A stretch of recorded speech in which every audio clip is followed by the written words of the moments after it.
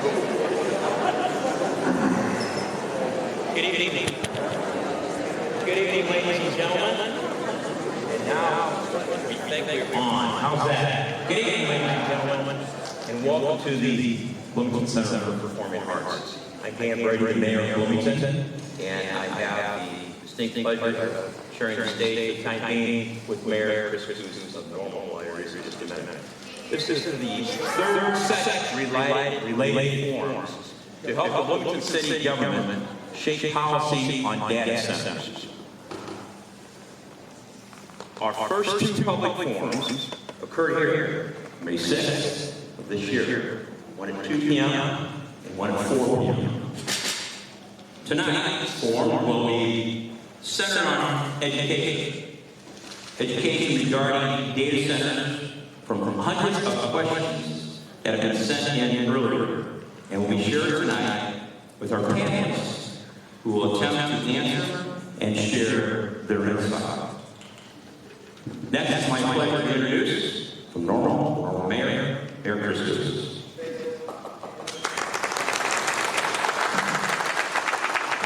Thank you everyone for coming out tonight. And this is very, very important that we hear from you and you hear from the subject matter experts on probably both sides of the issue here for a spirited discussion, I'm sure. Lots of questions that are out there. I can tell you we have the same questions in government that you have. The jury's out for a lot of us on this, on where this could go. And we want to make sure we get this right if we do anything. And that's why we're being cautious. That's why we're having meetings like this to hear from you. This is very important to our community in the long term. We have to understand the impacts if we do something. We have to understand the impacts if we don't. So, welcome and thank you for coming, and let's just go on this. Thank you, Mayor Coos. Also, I'd like to introduce if there's any Bloomington City Council members here. If they wish to stand, I know that I saw Mike Straza, Sheila Montney, Ken Lee, Cody Hendricks, and is there any other member of the Bloomington City Council that I might be missing? If not, thank you for being here.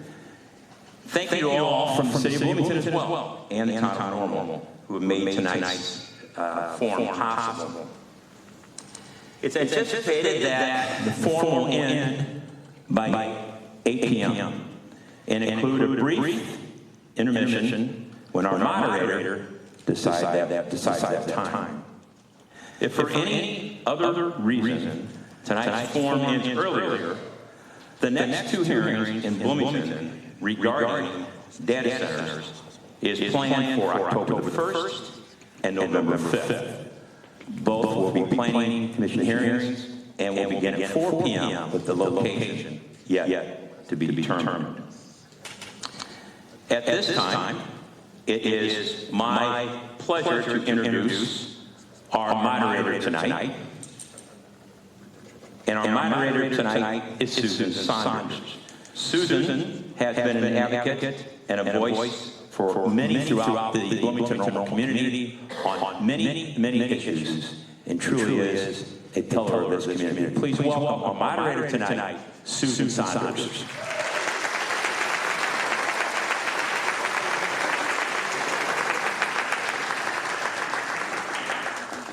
Good evening, everybody, and welcome to the Bloomington Center for Performing Arts. I'm really impressed with the size of our crowd tonight, and I hope you are impressed with the effort that's been put into this informational meeting. In full transparency, in case anyone is a person who likes to come up with theories and conspiracies, just for the record, I am not employed by the City of Bloomington. I am not employed by the Town of Normal. Cooperatively, their organizations and communities and government officials have put together this event as a special occasion of information. I am also not in any way identified as a current or future employee of any data center industry or other organization. Honestly, after Friday, I'm just completely unemployed. So I will no longer be restricted even in my realm of media, so we can talk later if you think you got a great job for me, but in the meantime, I'm here as a concerned citizen. And because I have the ability to stand in front of you all and control this conversation, it is my esteemed privilege to learn tonight. I've been a resident of McLean County for 28 years. I am a taxpayer with a really high property tax bill that I don't enjoy. I have lived in both Bloomington and now Normal over that time span as a property owner, and I adore this community. And there are reasons that we are all here tonight because we are concerned. But I have to say up front, I came to this conversation as a volunteer that thought I was absolutely decided on the issue. And already I have changed opinions and thoughts and have included in my own brain more questions that will be answered in part tonight as well as at future meetings. We have an incredible panel that I'm going to introduce you to that's here on stage as well as via Zoom. Unfortunately, we couldn't get everybody here, but we wanted to bring in the most knowledgeable people that we could. There are some questions that were submitted that we're not going to get to tonight because we didn't have the proper experts available. But as Mayor Brady explained, we have multiple events still to come that I plan to participate in, and I hope you will as well. We are going to have a short break around 7 o'clock because sometimes you just got to tinkle. In the meantime, I want you to meet our panel, okay? So let me adjust my microphone so I can get back to my notes and my readers simultaneously. Coming to the stage tonight, our panelists are, and we will have you meet them each individually. Please welcome Matthew Rasche, Andrew Wren, Scott Allen, Michael Brown, Adam Zellner, and Brad Teets. We are starting with the Zoom characters, and please take your seats, and then we will start with our bios and information. So I think the panel can see and I can hear Adam Zellner, who is remote tonight. Hello, Adam. Hello. Adam is the president of Greener by Design. He is an adjunct professor at Rutgers University, and as president of Greener by Design, Adam, tell us what you do. Sure. Well, first, let me say thanks.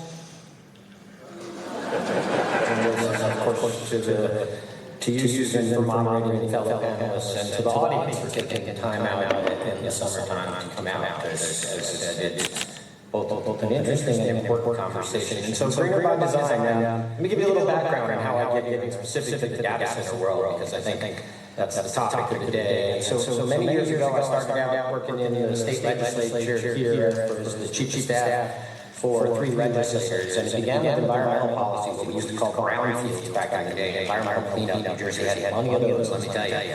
It eventually evolved up to then moving up to the state, where I ended up heading the state's land use planning office, what we used to call smart growth, and my introduction to water planning, and eventually my move to the Department of Environmental Protection, which led to a lot of knowledge about both water and the energy side and how they work, their relationships. I'll talk a little bit about that, and the function of how water and energy are regulated. Eventually that led to a move up to the policy director for the governor here, and I got the honor of writing our Energy Master Plan and our Global Warming Response Act, and entering us into the first carbon market, the RGGI market here with 10 other states, and eventually led to my boss, Lisa Jackson, heading up to work for Obama at EPA, and I started Greener by Design. And I've been thinking about it in the quick intro here, watching the time and all the questions, right? There's 2 kind of big moments in the company that are related over the last history. It starts out as a company that works with what we call LEUs, large energy users, and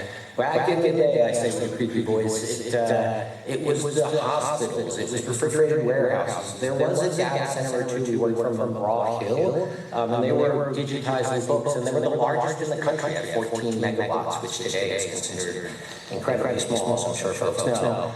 And so that moment was just sort of normal LEUs, and the first one hit with Hurricane Sandy. And when Sandy hit, we were tossed in by Governor Christie to the rebuild. We got to work with San Diego National Labs, the Rocky Mountain Institute, the best utility mines across the United States and Canada. And we were looking at resiliency back in the day, a very different word than today sometimes, right? And that resiliency planning led to a lot of understanding about energy, backup power, all the things that people have questions about, noise, abatement, things like that were. And finally leading to the other moment, which was COVID. And when COVID hit, the expansion of phones and online meetings and doing what I'm doing right now, and the ability to use data in what is rapidly expanding ways. People think about the number of times you've probably interacted with a data center, your phone, your computer, your banking, all the information. That rapid growth has led to our work and understanding around that new LEU, right, the data center. And so that's us, that's me, and by design, and around it, I've had the honor of teaching a lot of students, and I get to work on a lot of policy things from Ireland to Canada to here. So again, let me say thank you, and I'm looking forward to the conversation. I have lots of questions for you. Thank you very much. Also on our panel in person tonight is Matthew Rasche. He is from Naperville currently, where he is the Township assessor. Thank you so much for making it to our fair community. We hope you enjoy your visit. Tell us why you are on the panel tonight. What can you contribute? Well, my name is Matthew Rasche. I'm currently the Naperville Township assessor. We have about a $24 billion jurisdiction in my second term, and prior to that, I sat on DuPage County Board of Review. So I have a broad property tax background, and I started at the top looking across an entire jurisdiction, and then was able to come into a specific role as Township assessor. In Naperville Township, we do have 5 data centers, over 2 million square feet, which I'm responsible for assessing. The largest data center, which is over 1 million square feet and 109 megawatts. So I work regularly with our community stakeholders, with our taxing districts to create fair, equitable, predictable, and stable assessments for the benefit of the community. And I look forward to adding value where I'm able to this evening. Thank you so much, Matthew. The one member of the panel that I know the best is from the Ecology Action Center, Michael Brown. Michael, tell us what you know of data centers and why you're here tonight. So I'm Executive Director of the Ecology Action Center. We are the environmental sustainability agency for Bloomington, Normal, and McLean County. We work in areas of waste, water, energy, air quality, greenhouse gas emissions, and climate. We just recently completed a multi-year process for our latest community-wide greenhouse gas emissions inventory, as well as a community energy strategic plan working to reduce climate emissions, which are, of course, related to energy usage. I appreciate you being here. Also on our panel is Scott Allen, who I'm going to meet for the first time in person. He's an energy policy specialist and a member of the Citizens Utility Board. Tell us for those who didn't know we had a Citizens Utility Board.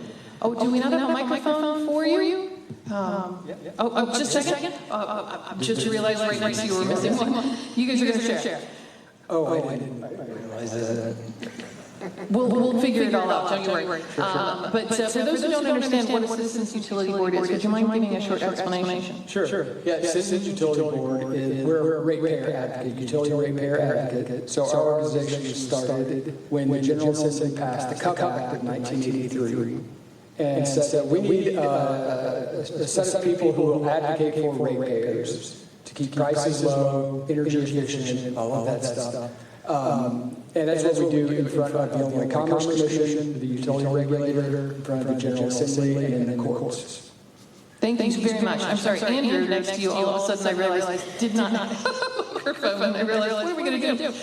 Sharing is caring. Andrew Wren, Director of Climate Policy, Prairie Rivers Network. Where is your home base right now? I live in Urbana, and Prairie Rivers Network is located in Champaign. So I'm the Climate Policy Director at Prairie Rivers Network, as you said. We're an advocacy group working to protect water, heal land, and inspire change. I have a master's in civil engineering, 10 years of water and energy policy work, and about for the last year and a half, I would say we've been thinking about data centers, and really from the outside looking in. I want to be clear, I don't work for or never, we really are the advocacy group trying to figure out how to properly regulate how data centers work, and we're also part of something called the Illinois Clean Jobs Coalition, which is a broader group of advocacy groups that works on statewide energy policy often, but data centers is our current push. With the Power Act is the name of the legislation that would provide statewide regulations for data centers, and CUB, Citizens Utility Board, Scott Allen, is also involved in the Illinois Clean Jobs Coalition.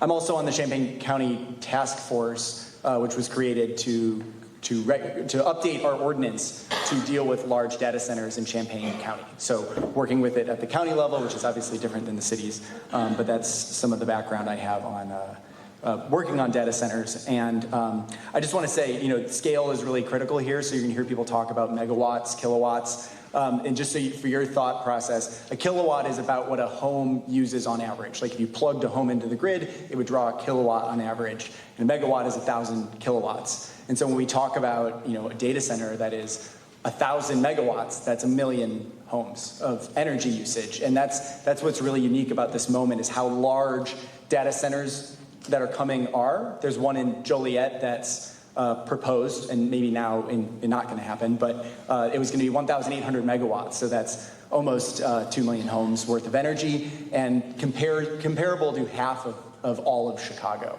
So that's the scale of what some of the projects we're seeing is, and hopefully those numbers are going to be a little bit clearer in case we throw them around up here. I really appreciate the insight, because there are so many technical terms that most of us are not able to even compare and compute. But we have one more guest on our panel tonight who is talking to us remotely, and that's Brad Tietz. He's the Director of Government Affairs for the Midwest Data Center Coalition, and I'm hoping he can hear me, Brad?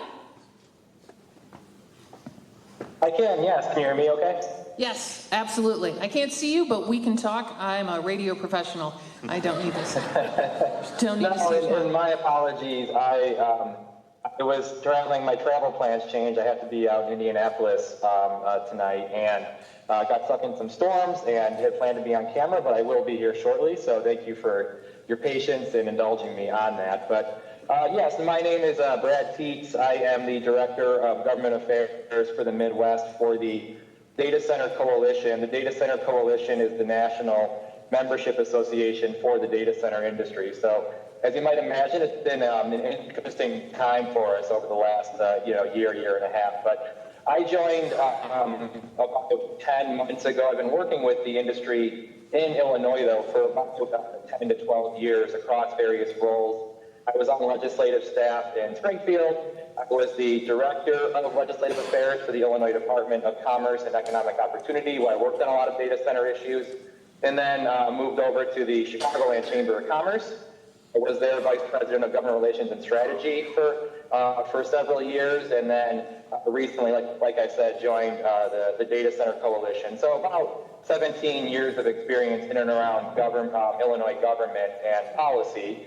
I would say, and there's obviously a lot that's going to be spoken to tonight, I am not an evangelist for the industry, but I do believe that we do have to figure this out, for a number of reasons, if not nothing else, that the average household today has 21 connected devices in it. We're going to use twice the amount of data in the next 5 years that we used in the last 10, and everything we do online today is powered and processed through data centers. So there's a number of other data points and stats that we can cite about our society's use of data and digital services. And one last one I'll point to, because I think this is a good level setting before we get into it. So the iPhone came out in 2008, 2009, right? And from 2010 to 2018. Computing output. So us residents and businesses using data and digital services rose 550%.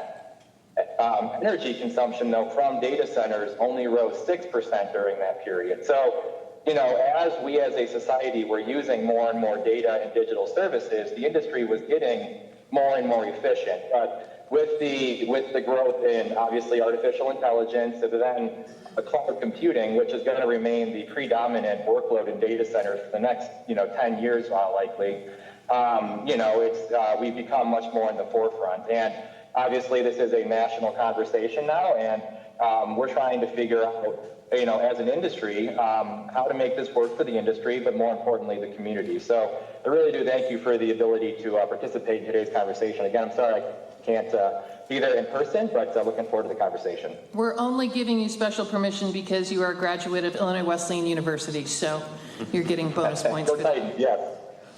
Congratulations.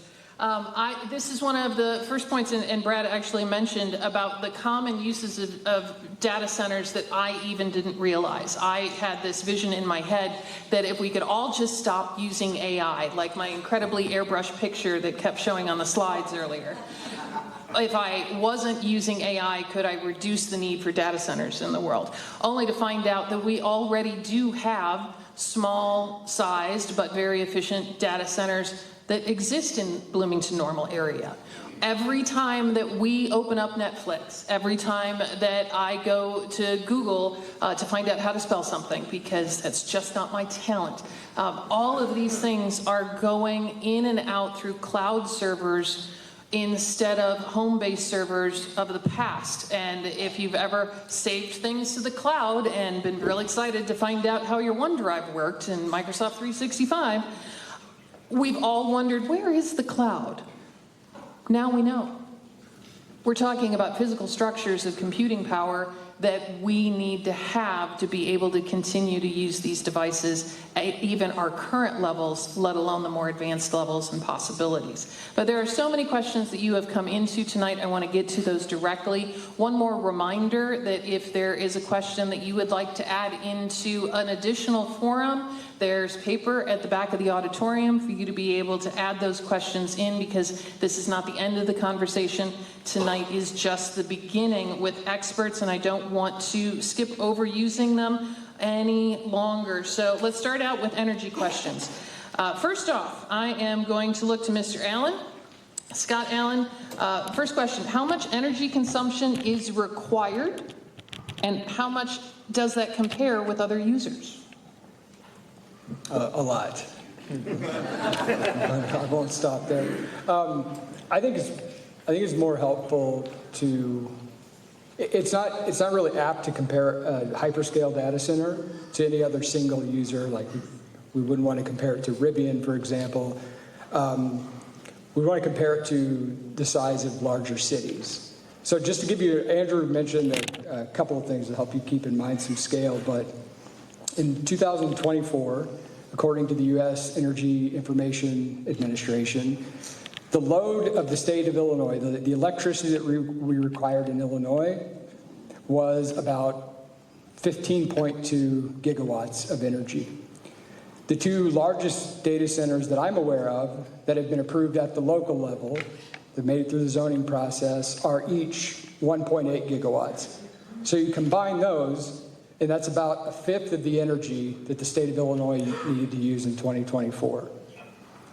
Or combined, it's about the amount of energy that's needed for the city of Chicago. So, yeah, it's a lot. It is a lot. Mr. Zellner, I'm going to ask the same question to you remotely. How much are we needing that we're short, per se? That's needing in short, tough questions, right? And I say that because there's regional implications. For whatever reason, the video won't come on. There we go for a second. And so I agree, it's a lot. It is the largest concentrated large energy user, but it is also relatively new, right? And so the question is today, tomorrow. So today, data centers U.S., right? Across the U.S., right, chemical manufacturing industry probably represents the largest user at 35% of the power. The data centers are probably around 7% today. to where the panel was talking, where are they going? You know, that there's some questions about that, right? And a lot of that has to do with what we're talking about today, local approvals, how many go, how many are prospects versus real, and what actually turns into them. You know, where can they go? 10 to 12% of the U.S. market. Could they go higher? Yeah, some predict up to 17%, depending on how far it goes. And so they are large users, but they are relative to the other large users in time, right? They're in scale, right? So if you look back at manufacturing and other industries and the percentage of power they took up, they come to that. And again, I'll close with, they're still small relative to other sector users at the moment. Thank you. Going remote to Mr. Teets. Can the data center add renewable energy to offset the energy demand? Could renewables actually cover the entire demand instead of using our current grids? Well, and I think it's, how do you think about how the data center is using renewable energy? You know, is it on-site generation? Is it, you know, bring your own in terms of, you know, operating behind the meter? Or is it megawatts of renewable power going to the grid? And that's historically what has occurred. And, you know, in the first half of 2025, according to S&P Global, 84% of the renewable corporate procurements done nationally were done by the data center industry. So if there is one industry powering the clean energy economy and helping it grow, it's this one, I would suggest. So, no, I mean, I think in terms of powering a data center directly with renewable power, you know, most data centers, if you think about co-location data centers that are servicing anywhere from 1 to 500 customers, they're going to rely, they need 24/7, you know, reliability and service for the digital infrastructure they're providing. There are other, you know, data centers, though, that do not need the 24/7 service, but you know, there's if there's any, there's very little of that currently occurring in Illinois. But no, I mean, in terms of you know, renewable commitments, the industry is 100% committed to that. I think what needs to happen is the scaling of battery technologies. Right now, the standard is a 4-hour duration lithium-ion battery. And that's going to pose challenges in terms of the duration needed for these digital services. But, you know, I'll give you one example. Google is developing the first 100-hour duration battery with iron air up in Minnesota. So that is the direction the industry is going. But, you know, the battery technologies need to be scaled and commercialized at a wider scale than they are currently today. Thank you for your answer. Mr. Allen, I turn to you. The hyperscale data center impact on a personal property bill is one of the top questions. So is there any insight that you can give us as to how larger data centers appearing in our community could affect us personally on those bills? Yeah, well, we're already seeing that. If you're an Ameren customer, if you're a ComEd customer, for each of the last 2 years, 2025 and this year, 2026, we saw our Ameren bills go up come June 1st because of the capacity auction, the planning resource auction that the grid operator MISO runs. And that is a reaction to the data center prospecting. So a data center developer might go out and talk to 3 utilities within MISO's territory, and then each of those utilities is going to report to MISO at some point that we could potentially have this much load coming online. And MISO doesn't have the ability, they can't, because they're planning, they can't guess at which one is going to be built and where. So they have to assume that all of that load is going to come online so that they can adequately plan for that. And then when they send those forecasts to the power plant operators, the people who offer their services in to provide that capacity to ramp up at highest demand, they're looking at that and saying, well, that's a lot of energy that you need. So we can supply that. We might have to build a new plant. We might have to run a plant that we would normally only run a couple hours a year, more frequently and more often. So it's going to be expensive: operations, maintenance, fuel, labor, all of that. So it's it's having this kind of chaotic effect on the energy markets, and they're responding. And in 2025, between 2024 and 2025, capacity prices, again, that's the promise, the contracts that MISO makes with power generators to be on call to ramp up when needed, went up more than 2,000%. We see that on our electric bills, on that section, if you're an Ameren customer or any customer, we see that under the supply portion of our bills. So that's one side of it, and that's just mostly the effect of this speculation. The other side of that on our bills, we pay for the distribution cost, delivery costs. And we're already seeing, we know that we're already seeing ratepayers, us, subsidize the cost of the infrastructure that it takes to build, the cost to build infrastructure to serve a data center. And this is kind of the scariest part, again, because we do not have the regulatory framework in this state to protect other ratepayers from subsidizing those costs. So, for example, if Ameren were going to spend $100 million to build out infrastructure to serve a data center, and for whatever reason that data center doesn't show up, or it only needs half of that infrastructure because the chips got more efficient, whatever, Ameren shareholders are not going to eat those costs. If we don't have the tariffs in place, Ameren will recover those costs from all of its customers, residential, commercial, industrial. So we are starting to see those costs creep up a little bit, but that's where, if, and it's a big if, and that is kind of the problem with this is the big if these data center loads show up and we don't have those protections and those tariffs in place, we can expect to see, I would imagine, higher energy bills. And again, part of that is that if you hook up a big manufacturer, you have some assurance because we have 100+ years of knowing how industry manufacturers, they tend to stick around. We don't know with data centers, what if the AI industry collapses and you've built $100 million or $50 million worth of infrastructure, and we didn't have the deposits and the tariffs in place. Again, that money, utilities don't lose, ever. So they are going to recover that money from somebody. And if there's nobody around to recover it from, it's going to be all of us. Okay, my own personal follow-up question. I have read multiple articles, though, about different investors trying to relay the cost of the infrastructure in exchange for permission to make the data center. So is it possible that the investment from data center creators for the infrastructure needed for the power grid could be successful? Well, again, that's not how the regulatory process works. Okay. There are all these agreements and transmission security agreements and all this back and forth, and the tariffs, the rules of the road for you being a utility customer and how costs are allocated. So a data center developer, I suppose that they could write a big fat check to the utility. I don't know what would happen after that, but there are processes in place by where a deposit needs to be made, and the question is that deposit and that line of credit enough to cover all of the costs that they're causing?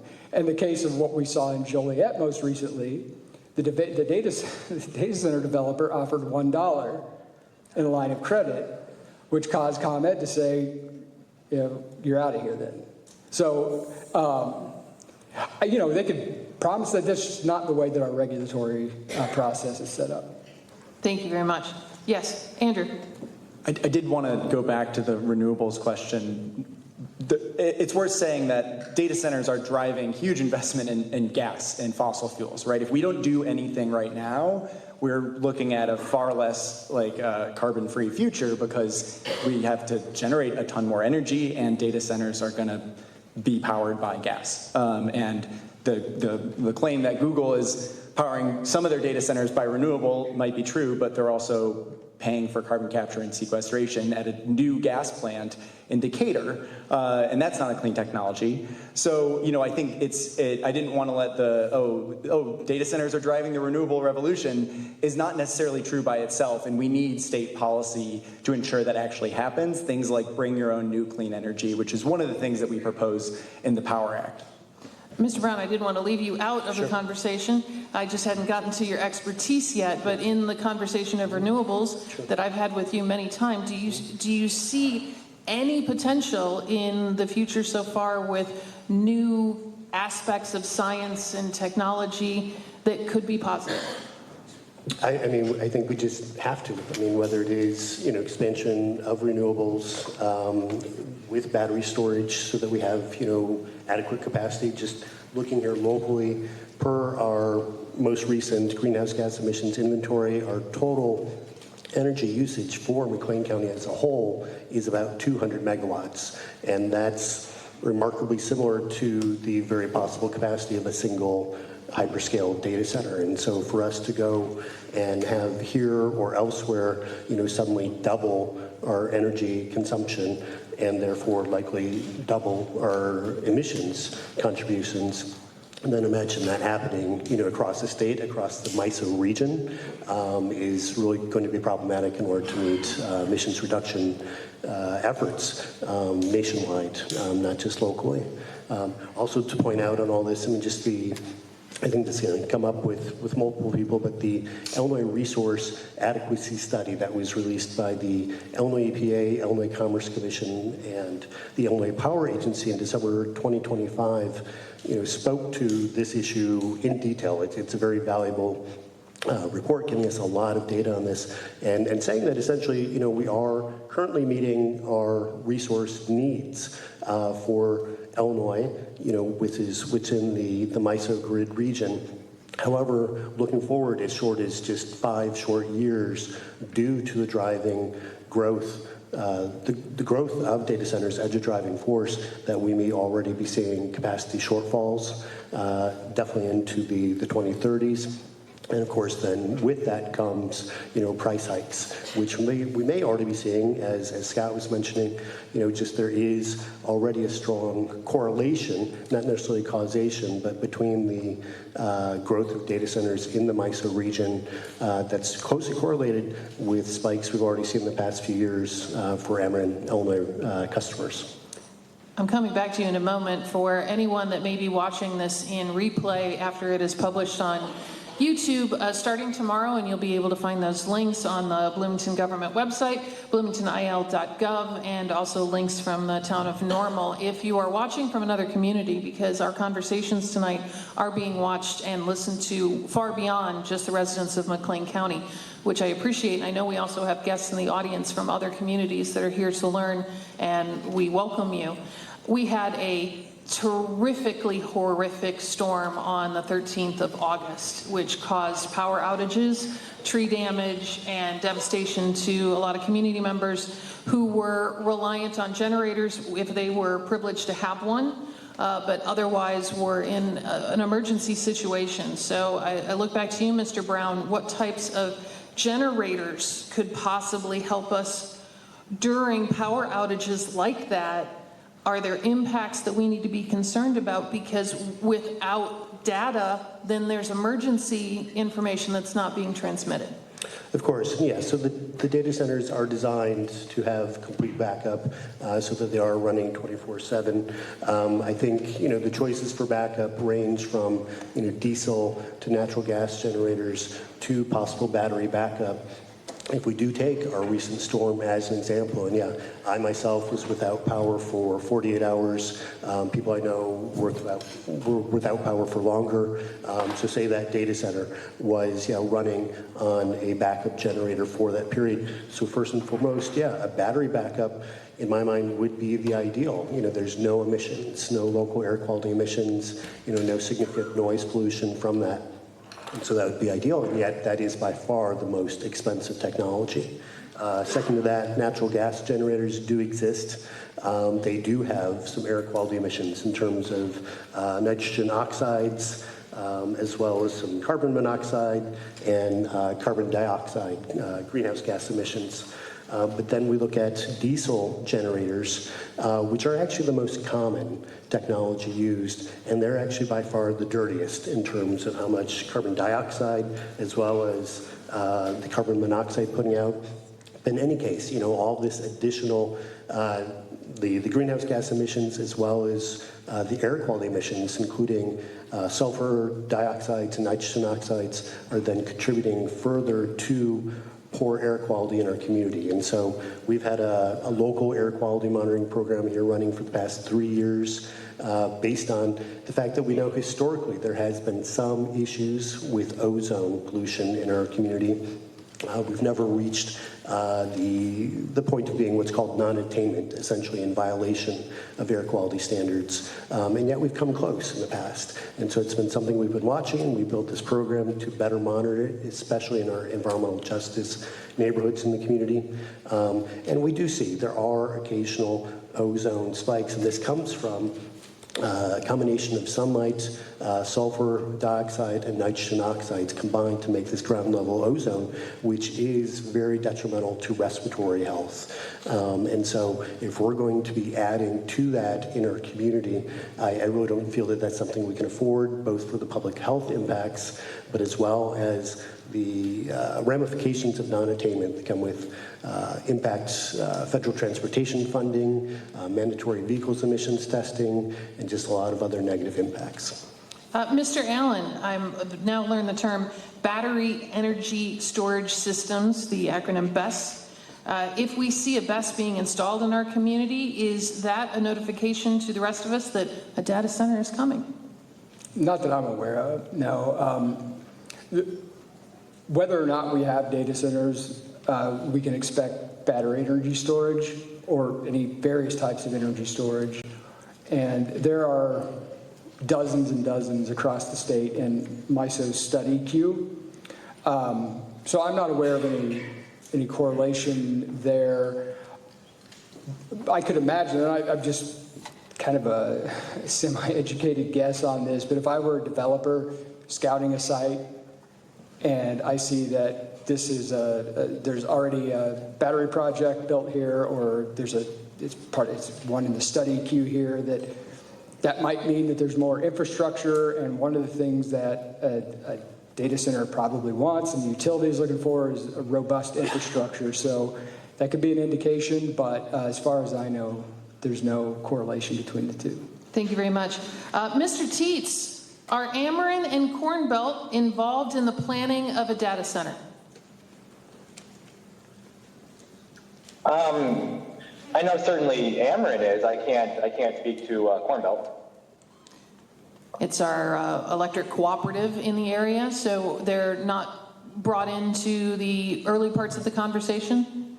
Oh, yes. No, I'm not aware of any projects in the queue at this moment. Doesn't mean that there are not conversations happening, but no, I'm not aware of anything. But if I could really quick, just to go back to the conversation around electricity prices, and interestingly enough, I actually do agree with Scott on one critical point that we really need to figure out collectively, and that is there is a lot of speculation in the data center market right now, and it's really causing some challenges. Obviously, those applications then, oftentimes get put into the queue, and oftentimes those projects are not going to come to fruition. And I would even go as far as to say most projects, data center projects, are not going to come to fruition. So if you do see a project announced, that doesn't mean it's going to happen. So I just wanted to, I think, put that point out there. But we have seen a number of instances across the country now where,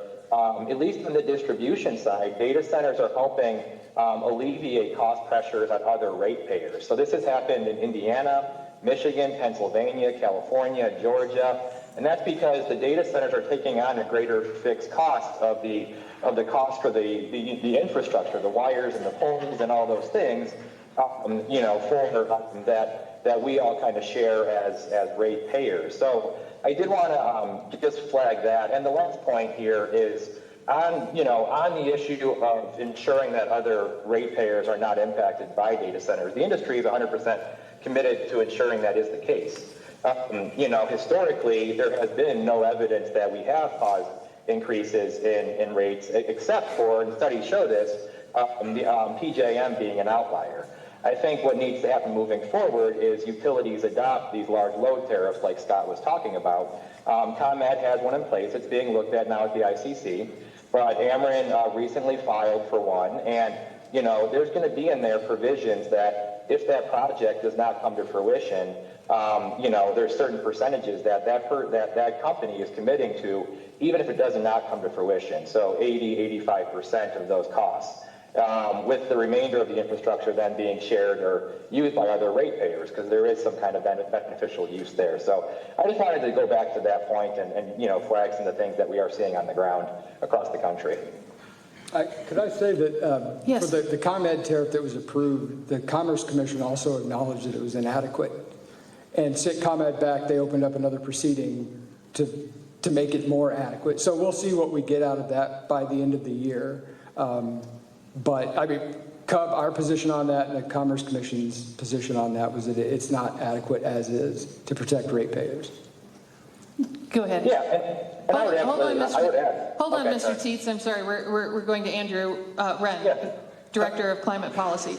Thanks. I would just also add on the claim that data centers are reducing costs. I mean, that is something that could happen if we weren't capacity constrained, but given that capacity is one of our biggest cost drivers, a data center that wants to be operating 24/7, which is all of these at this moment, is going to increase your capacity need because they're going to operate in that moment when you need all of your resources online. And so there's an explanation of why energy user might reduce your energy costs. That explanation does not hold valid in a case where you have capacity constraints like we do. And again, that hinges on whether or not that data center stays around long enough to absorb all of those costs that it caused, like a business that might stay around for 50, 60 years, a manufacturer.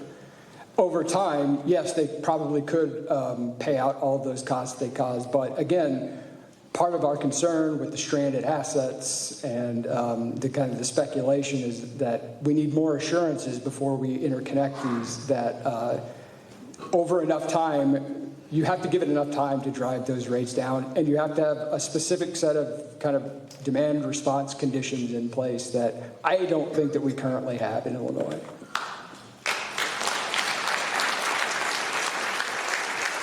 And if I could just chime in really quick, the capacity charge is certainly an issue. We do not dispute that. I think there's a lot of work going in at the federal level, the regional grid operator level to address that. But at the end of the day, we don't allocate costs, the utilities do, and we expect to pay for our full cost of service. And that's the kind of work that we're doing as the DCC, but with our partners in the regulatory space too, to make sure that is the case moving forward. So between things like large load tariffs, tools called transmission security agreements, dedicated riders that apply solely to the data center customer as a large end user, and then the work going in on load forecasting, ensuring that we're really understanding which projects are viable and which ones are not. But then on the cost allocation piece, making sure that gets right. There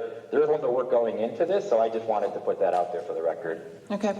We've had a lot of intelligent questions submitted by our audience that is near and far. I can tell you by the grid in front of me, the top 3 submissions were of the topics in number 3, noise.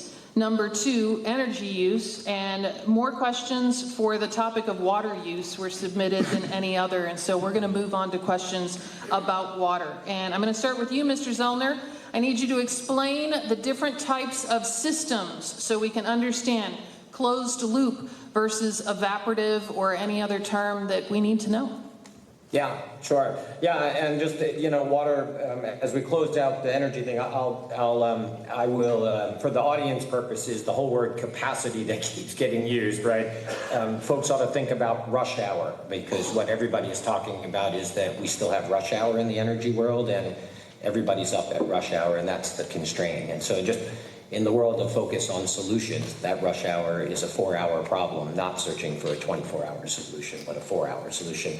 On the water side, a couple important things to note, right? So the data center industry, just in the evolution of space and time, and others can talk about this as well. When I started the first one many years ago, McGraw-Hill was basically stealing technology off the shelf from other industries. There was no real data center market, and until that data center market started to expand and get attention, frankly, they were using technologies that are, standard technologies, evaporative cooling. They used a lot of water. They had a lot of water.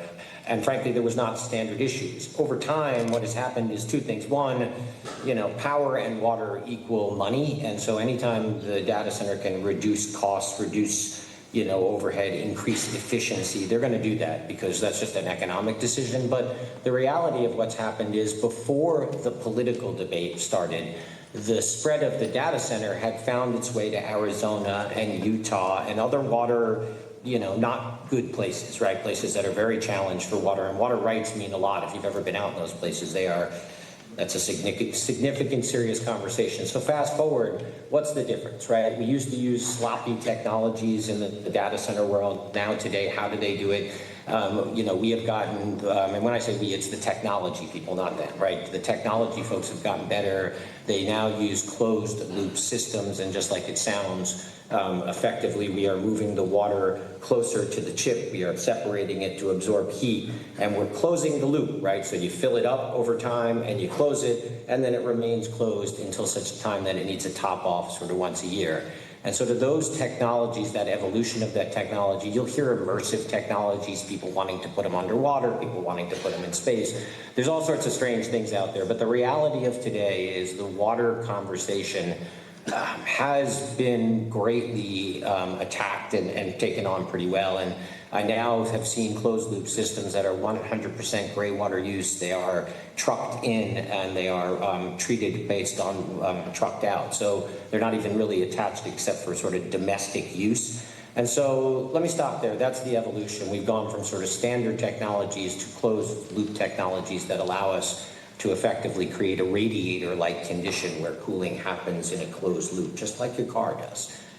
Mr. Wren, do you believe what Mr. Zollner said to be true, that we can have an entirely closed-loop system and gray water that would be used for the cooling of data centers without affecting? A lot of what he said is describing a whole variety of technologies, and there are really a diversity of technologies. Closed loop is a really big word. It encompasses, as he noted, there's a loop, and inside that loop you might have something happening at the chip level, but it still has to happen at the facility level as well, right? Ultimately, the point of cooling technology is to get the heat off of your chips and get them into the environment. The heat has to leave the facility, right? And it will ultimately leave the facility in one of two ways, in the air or in water. And so when you think of a cooling technology, that's one frame you have to think about. It's like, okay, ultimately, where is the heat going and how does it get there? And I find that the term closed loop is so broad that it doesn't tell you exactly what's happening. So for example, you could have a closed loop system. The water is going, or the fluid is going, because often these are filled with additions besides just water, things like, I think it's glycol, it might be glycerol. Is it glycol? Thank you. Got the nod. But things like that, additions that help it take the heat off of your chips. And on the other end, it could be encountering air cooling, or it could be encountering a cooling tower. And a cooling tower uses water. So the loop is closed, and then it exchanges heat with a cooling tower, which then is consuming water, right? But that would be called a closed loop technology. So there's just a lot of nuance in this conversation.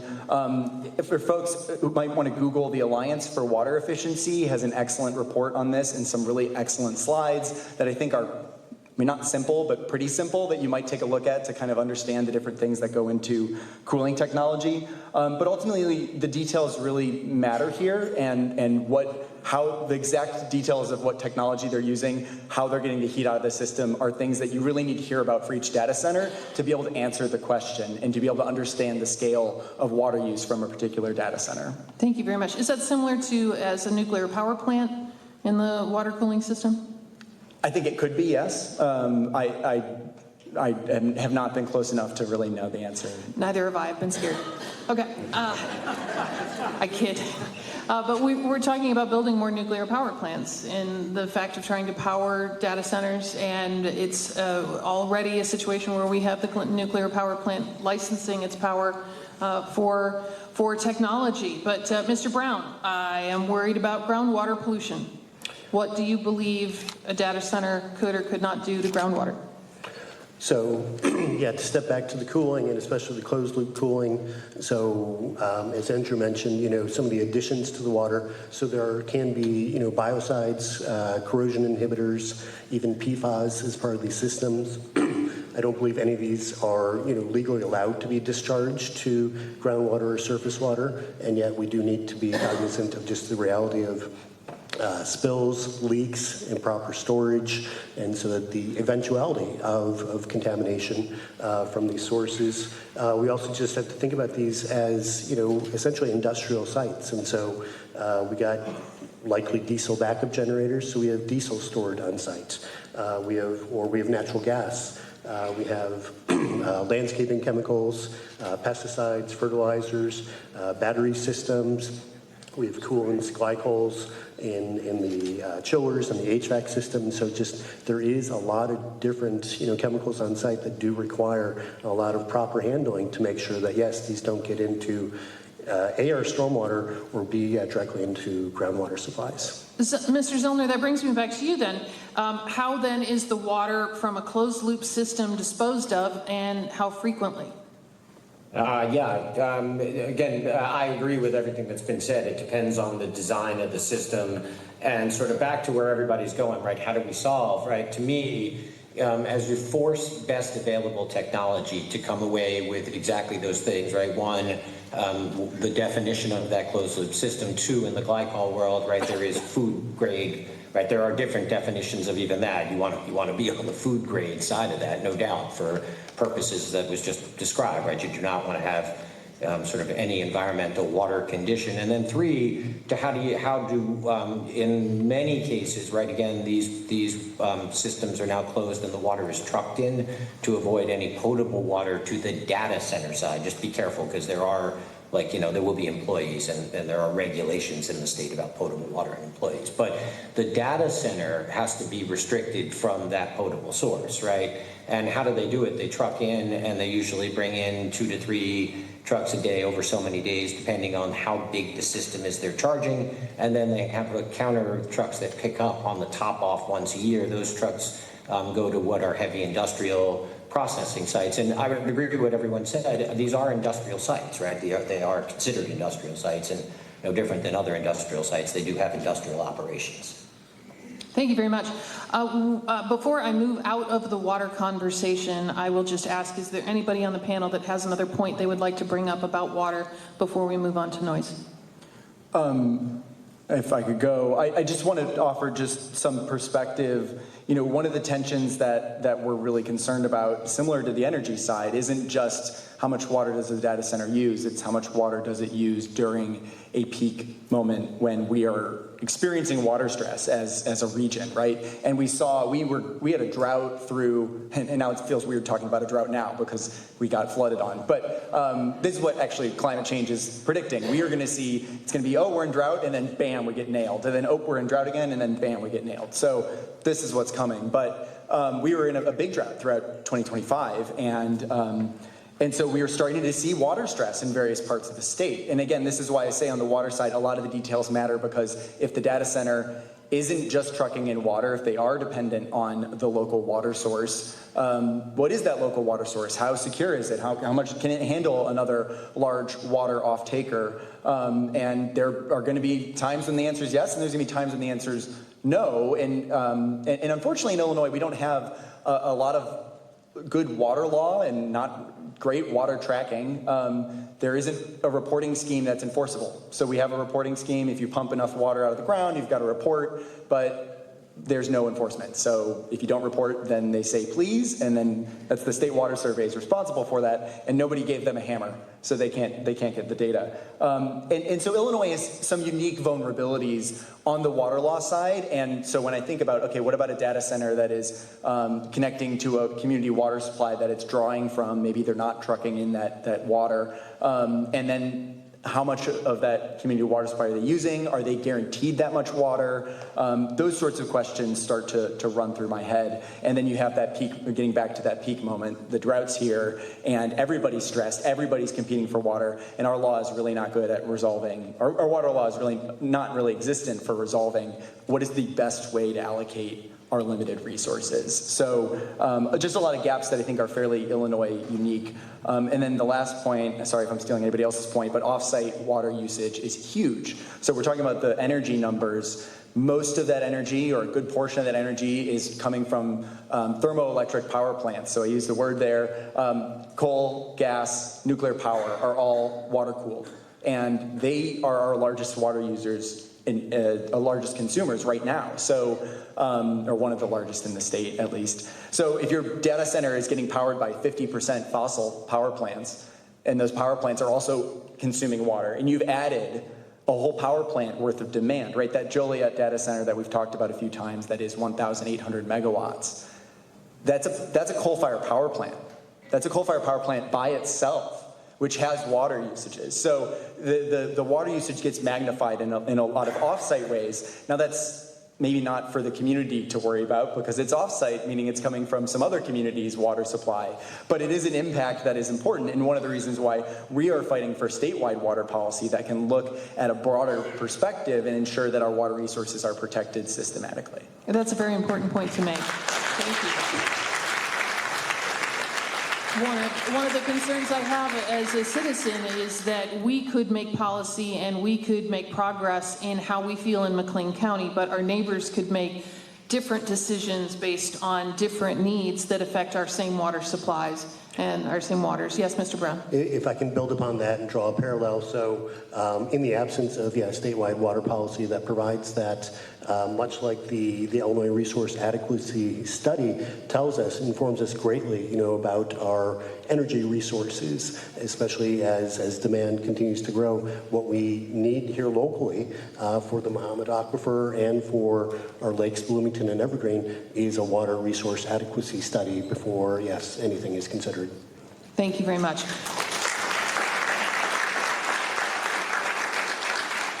Once again, thank you to our entire panel. Thank you to our entire audience live here at the Bloomington Center for Performing Arts. In case you are watching remotely on another day, we are here on Wednesday, August the 26th, and we are learning together. The purpose of discussion is not victory, but progress, and I think we're making a lot of that tonight. The third highest number of submissions of questions related to noise, and here we go. Mr. Zellner, how is noise and vibration generated from data centers, and what development standards can be put in place to mitigate it? Sure. Yeah. There's a couple of places where you're going to find noise and vibration, and evolution in time, right? Because I'm sure Brad will have some comments on this, but I started out by explaining a lot of the data centers used basic existing technologies and bastardized them over time, and now as we get into better what I'll call design standards and other things, there's kind of three things. One, right, you have backup generation that's there. As concerned, right, that backup generation exists, and they do exercise, right? In other words, those engines do turn on, and if there is an emergency, those engines are turning on. So people are concerned about that. They are concerned about chillers. They're concerned about the fans and the generators. And so those are kind of what I'll call the big ones. I don't know that people can differentiate between all the sources. They just know that the data center does have inevitable noise that goes with it. Again, I'll say what has happened over time is two major changes. One, the design of these things has changed so that noise abatement has become a large issue, mostly, again, because communities have reacted, and the data center, in turn, is reacting to that.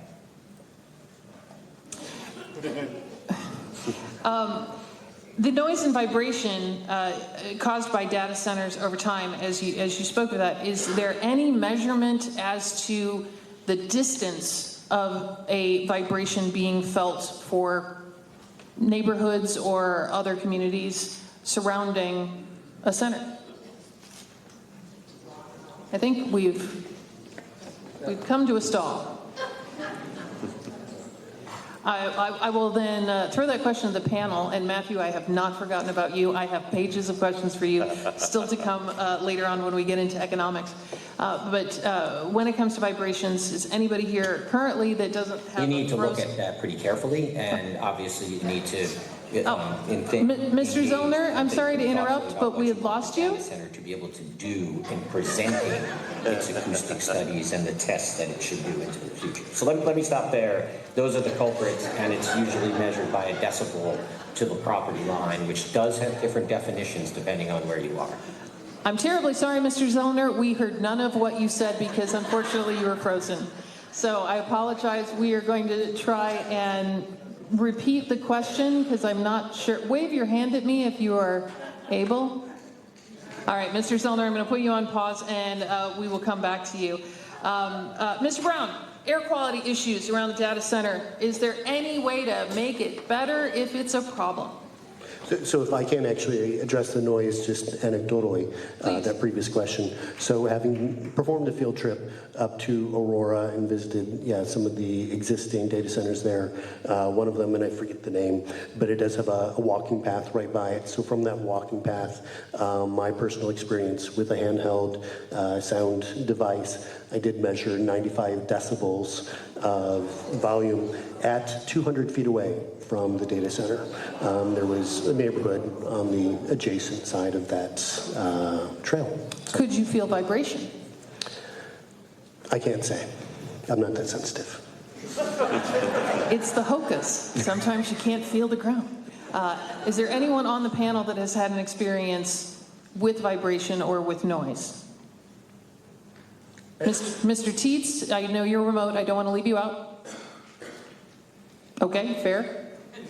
Mr. Allen. Or Andrew, I'm sorry. Yeah, that's okay. We are in Champaign County working on an ordinance, so I can't say, I don't have a personal experience with data center or noise, but we're working on an ordinance that's going to require, well, if it passes, right now we're proposing testing, right? Like modeling and testing, right? So this is just going to be one of those that you have to, I think, have something thoughtful that both the modeling of all the equipment shows here's what we expect, and then you verify when it's operating, and then you have a complaint process, and so that's the approach that we've taken so far in proposal form, and we're not done by any means. But I just wanted to offer that. Aurora, I believe, has a similar model. Aurora also does vibration regulation as well, and we're going to be mirroring some of that.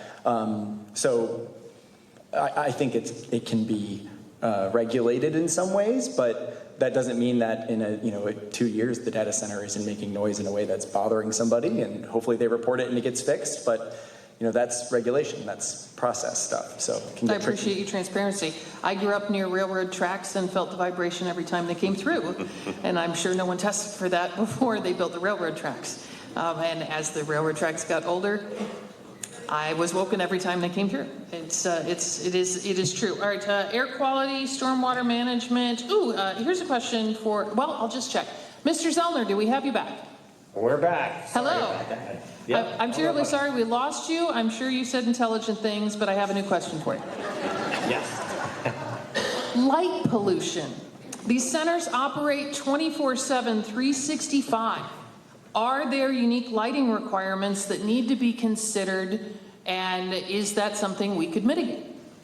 The answer is yes and yes, and I'm going to add to the tail end of what I just heard on the noise, right, which is to point, right? I look at these things in two actions, right? The first action is, can you mitigate? Yeah, you can have ordinances that require covers down, everything is focused.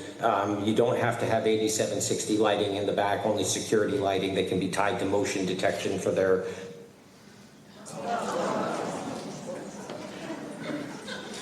Sometimes I think it's an example of needing a data center to make the Zoom work. But I don't believe we actually plotted that in any way. It just happened. We've all been there. We've all been there.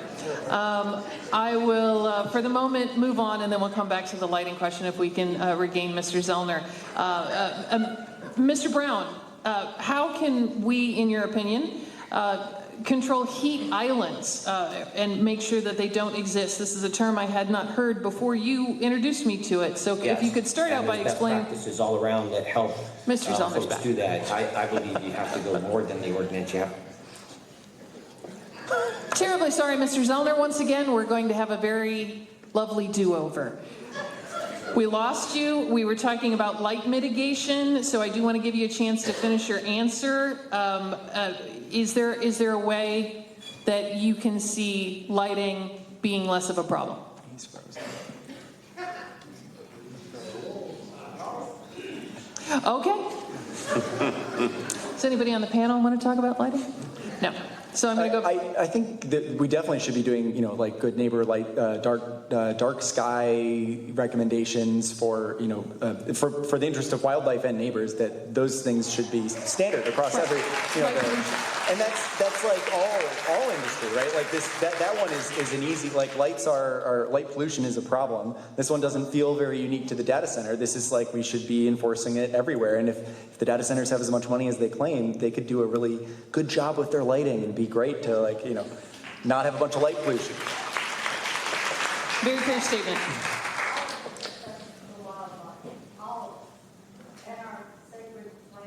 I appreciate that we have more thoughts that are coming in. I please encourage you to write those down on the provided forms so we can include that in the public forum in the future. These were questions sent in by folks just like you, and we're trying to get to them all as best we can, and it wouldn't be fair for us to acknowledge questions from the audience when that's not the way tonight was designed. But I thank you for being here. Back to my question to Mr. Brown. Describe a heat island that can be created by a data center, and how can we ensure that that doesn't happen? Sure, and so heat islands essentially, I mean, you think about any big urban area, all the concrete, all the blacktop, all the buildings that are absorbing heat during the day and then radiating it out at night.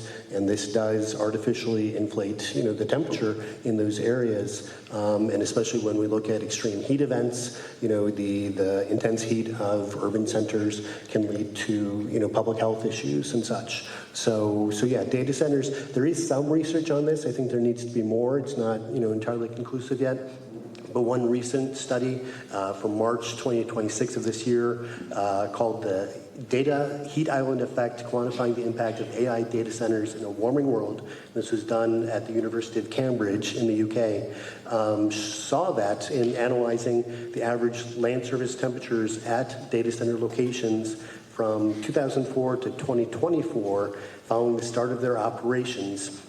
They saw that there was an average increase of almost 4 degrees Fahrenheit at these data centers. And not only that, but it wasn't only isolated right there to immediate vicinity, but rather there was measurable effect as far as 6.2 miles away from the data centers.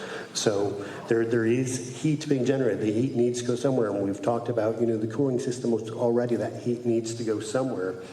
There are technologies. There's, reflective coatings, there's vegetation, there's using stormwater and green infrastructure to absorb more of it. And yet that is a significant amount of heat that still does need to be addressed. Thank you very much.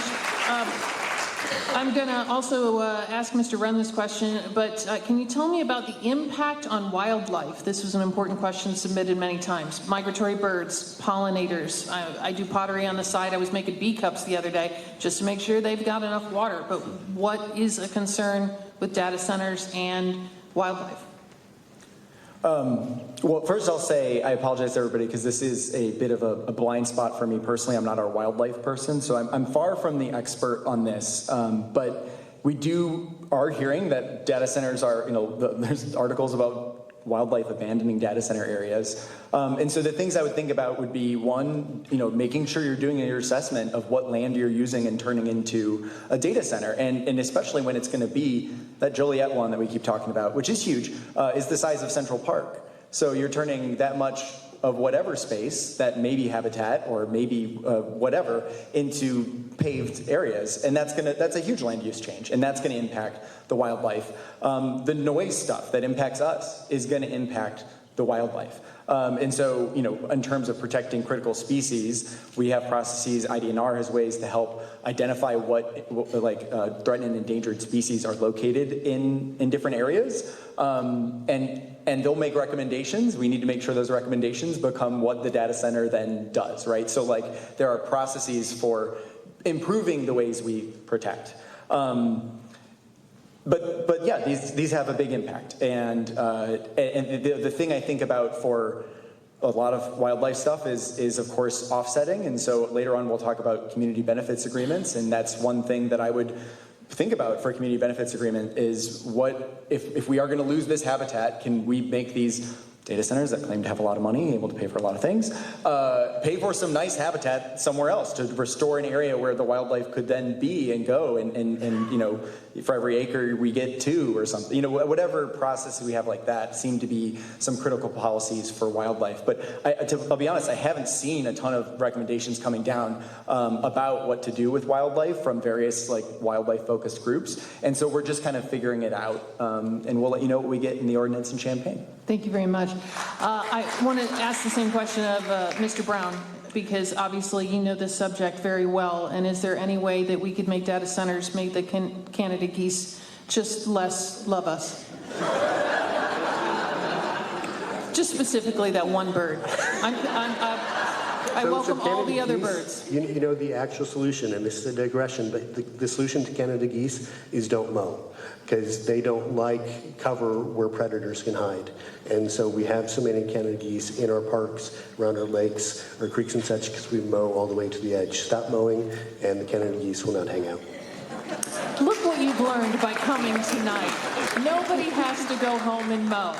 But going back to the subject at hand, data centers. Yes. What do you know in relation to wildlife and their impact? And so I think it goes, again, and this is building upon what Andrea said. I mean, it is the light issues, it's the heat issues. I mean, all that disrupts, wildlife patterns, whether it's, insects, moths, birds, bats. It creates higher local nighttime temperatures. It alters the vegetation conditions. It changes that insect activity. And so it's no longer a natural area. Thank you very much. This has been mentioned earlier, and I'm going to double check. Have we just permanently lost Mr. Zollner? He's nope, back. Whatever data center I made mad has let me back in. Excellent. We have the passcodes. I wanted to talk about something you actually mentioned earlier, was about items becoming obsolete. Can you please explain to those of us who don't know, what is the lifespan of a data center? How long does it take to construct it? How long does it usually live? And then what happens if it becomes obsolete because we've figured out a better way of doing things? Sure. Yeah, let me answer in order. Construct, little depends on size, but effectively 24 months because they're, I'll take a sort of average size, because what everyone says is absolutely true. You have to take the specifics, but average size is about 24 months to construct them. And they're expensive, right? They're incredibly expensive, not just buildings because of geotechnical and the weighting of the building, but also just what goes under the hood in the servers and everything else is very expensive. How long do they last? Well, our first one was McGraw-Hill, and that was, 16 years ago. It is still there. Have they densified? Yes. Have they redone things? Yes. They have a 14.5 megawatt solar array to sort of answer the renewable question, but they still rely on the grid for the base load. So how long do they last? The building's lifespan will be 30 years in how the EPC creates it. But it is a good question, right, as to how the market changes. Today, what we are seeing, and hard to predict into the future, but what we see in these buildings is they want to become more energy dense. and/or they want to refit themselves because the servers that were older, that used to be able to only process sort of X, now the newer servers can process X times 10. So these, older data centers tend to come back to life with more compute power using the same physical power. So long-winded way of saying we don't know. We don't know the edge of the lifespan yet because we're still new in the industry relatively. We have good news that you get to continue the conversation with us. The bad news is we're not going to look at you, so feel free to wear whatever you would like to wear for the remainder of this call. Mr. Teets, also talking to us remotely. What can these facilities be used for should the industry collapse? This was mentioned as well earlier. If all of a sudden we pivot, then what do we do with them? Sure, and I'm able to be on camera now, so I got into my hotel room here in Indianapolis. So thank you again for and welcome. For your patience. Yes, no, and thank you for your patience with me. But no, I think to the last point that was made, this is still a newer industry. I would say, most of these contracts are built with the plan for 25 to 30-year lives of these, and there's going to be a refreshing of the IT equipment every 2 to 3 to 5 years, but the building itself is a long-term investment. Think of, if you're making a multi-billion-dollar investment, you're in there for the long haul. But we are being asked the question about what happens if that building is left vacant, and I think and I used to work for the Illinois Department of Commerce and Economic Opportunity. If we had a building of that size that had the infrastructure in place, and in theory it's along a highway, it's kind of a great site for whatever kind of new technologies and innovations are going to be, around in 25 to 30 years. So, it's something we need to think about. I would say there is legislation that we're looking at across the country, really, around decommissioning plans and what that can look like, from the industry. So it's an evolving topic that we're, always thinking through as an industry. My own follow-up question, is there ever the ability to repurpose other buildings that have been no longer useful, abandoned, we don't like shopping at, any type of opportunity of using empty real estate? Absolutely, no, and you're seeing that in many jurisdictions. You think of the unfortunate plight of the office or commercial real estate sector. I think you are seeing data centers repurpose those sites, especially if you're in more urban areas and the different considerations that go into it. But yes, we certainly have seen projects site on brownfield sites and repurpose those sites. I think the trick here is, if we're going into a world in which we're looking at closed loop systems or whatnot, it does sometimes become cost prohibitive to retrofit those sites if you are requiring those kinds of new technologies or solutions. So those are all things I think we need to think about. But I often point to the south suburbs where you've had long-term disinvestment from the manufacturing sector, but you have a lot of sites there that have fiber connectivity going along the rail. They're typically in industrial zoned properties, and those could be significant opportunities for some of those communities from a property tax perspective. So I view it more as a planning exercise. If you think about what the next 5 to 6 years look like for the industry and the state at large. And I am finally ready to talk to Matthew Rasche. Matthew, just to remind everyone, is all the way from Naperville, where he's the Township assessor. I've often said that one of the reasons that I've enjoyed staying in Bloomington Normal so long is it felt like Naperville surrounded by corn. We are a unique community where we have people from all walks of life and all types of businesses, but you're in a very popular part of the suburbs, and I know you have great experience in this topic, so let's get into the economic conversations. Everybody else can take a small respite, but don't forget at 7 o'clock we are going to take a short break, so thank you for your patience. What are the tax, meaning real estate, sales, and utility benefits to communities and school districts that make people enthusiastic? Well, With respect to the property tax, what we are tasked to do as assessors is find a fair market value that is fair and equitable for all real estate, whether it's a residential home, a shopping center, office building, apartment building, and in this case, data centers. Now, to echo a lot of what we've heard on this panel, the bigger issue we're all seeing in our own respective industries is that innovation always outpaces regulation. We've heard from multiple panelists up here that the current frameworks are inadequate, that the guidance from the state is inadequate. And I hate to break it to you guys, but we got the same problem with the Illinois Property Tax Code.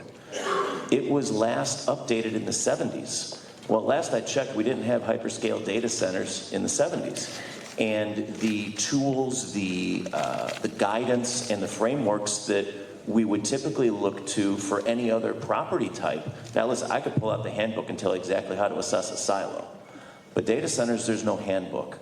That said, there are many jurisdictions that have enjoyed tremendous benefits in property tax revenue that's been generated, which is in fact a direct offset to the rest of the base. You know, if you think of your property taxes as a fraction, you have your numerator, which is the total amount of your property base, and then you have the total amount that the taxing districts need.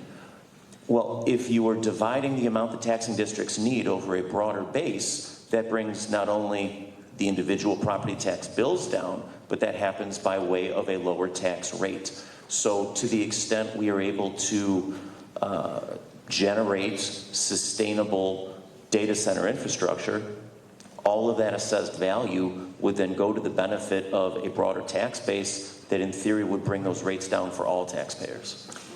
Can you speak to the assessment of the property? What is the value of the property beyond the land? So that is a highly contested topic, believe it or not. As I said, there are no current standards. I will say that there are some jurisdictions in Chicago that there are some that, let me back up. As an assessor, no assessment should ever be punitive. Fairness and equity are the guideposts that we conduct ourselves with. So unfortunately, there are some that have a position that we need to put as much assessment as humanly possible on these data centers because, son of a gun, we need the money. And I understand that. To a certain extent, I get it, right? We're all looking for other ways to offset expenses to our residents and to our communities. But at the end of the day, if you take too heavy a hand, you run the risk of refunds. And we have seen tremendous scenarios where school districts are on the hook for $5, $6, $7 million in refunds if some of these large-scale property appeals go the wrong way.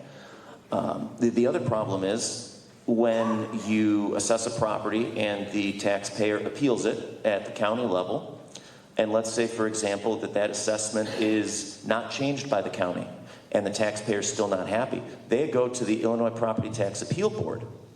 Well, in that instance, because this all happens in arrears, the full amount of those property taxes have been paid.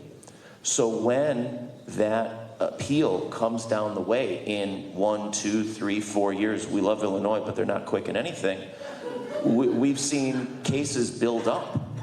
And at that point in time, if there is a favorable outcome for the taxpayer, which would, in this example, be the data center, massive refunds would be paid from the school district to the data centers. Now, as an assessor, and as I said earlier, I started out my career in assessment at the Board of Review in DuPage County. And the #1 unwritten rule is at all costs avoid refunds. And that goes back to the idea of sustainability and predictability. The taxing bodies do not want to write refunds. They haven't budgeted for refunds, and it could really screw a lot of things up. And we see scenarios now where, because this is such an emergent industry, because there is such little precedent, that the risk of refunds in these overassessed or potentially overassessed circumstances are putting these taxing districts in my opinion, great peril. And Do you see any way that we could actually structure a preventative of any reassessment to the negative? You mean, are there ways that we could mitigate the risk that Correct. massive refunds would occur? Right. Yeah, I think, again, one of the things I love about this panel is one of the things we've been missing is regional collaboration, especially on the assessment side. I hate to say it, but if we leave things up to the legislators without sufficient input, we're probably not going to get the right solutions. So we need the stakeholders in these various capacities to opine. I think there's definitely some frameworks. I'm not the smartest guy in the room by far, but I think from a data center assessment standpoint, I have a fairly good handle on what is fair and equitable that does not run the risk of being punitive. And in the scale of what's going on in the rest of the state, the goal is to be high enough that it satisfies the community's needs, but not so high that you end up in these protracted disputes on an ongoing basis. And as I said earlier, with the state of Illinois going to the Property Tax Appeal Board, it being in arrears, the last thing they want to do, especially for data centers, is start making decisions. They don't want to create precedent. They want to put as much pressure on the parties as possible that they ultimately come to their own settlements, which in many cases will end in refunds. The last thing the state wants to do is set precedent, in my opinion. They can obviously speak for themselves, but these years stack up and stack up and stack up. That's one of the state's tactics on property tax appeals is they'll just do nothing for years on end. So you have a 2025 appeal, a 2026 appeal, a 2027 appeal, all of which could pose seven-figure refund liabilities to the taxing districts. And that compounds and creates enough pressure that eventually they're going to settle, not because they think it's fair, but because they have to quantify and gain certainty for the benefit of all parties. And this is not unique to data centers. This is high-end commercial assessment across the board. Have you witnessed any economic depression of property values in the areas of the data centers in your community? So I will say this, again, it being such a new industry and the data centers that we have, and again, we have 5 large data centers. We have over 2 million square feet of data centers, all in the same general area, which is right along the highway. One of the data centers, there are some adjacent residential properties, not too terribly far. Obviously, they're not right on the border, but close enough to be considered a nuisance by some. I will not disagree that there may be negative effects on desirability of those properties. What I will say is that we have not seen enough data, we have not seen enough transactions to empirically state it as fact. I think qualitatively we can all agree that, probably not the greatest thing, but as an assessor, I am neither pro nor con data centers. I have to remain objective. It is the policymaker's responsibility to vet all of these issues, to make sure that if they are to come into a community, that they are located in a place that minimizes disruption, especially to residential property, and all of the other environmental issues. But in my mind, should all of those hurdles be cleared and a data center is coming to town, it is imperative that it be fairly and equitably assessed so that it becomes a benefit to the community, not a contingent liability. When these properties are assessed, are they assessed as commercial or industrial? So there's not really a distinction between commercial or industrial. All real estate in a particular jurisdiction will pay the same tax rate. So whether it's an apartment building, an office building, a residential home, or a data center, whatever area it's located in is going to dictate the tax rate that it pays.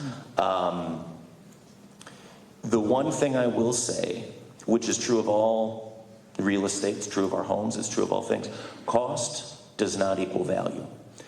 As you look at a data center, it is a very complex asset. Yes, it has physical characteristics. It could most commonly be referred to as a warehouse on steroids.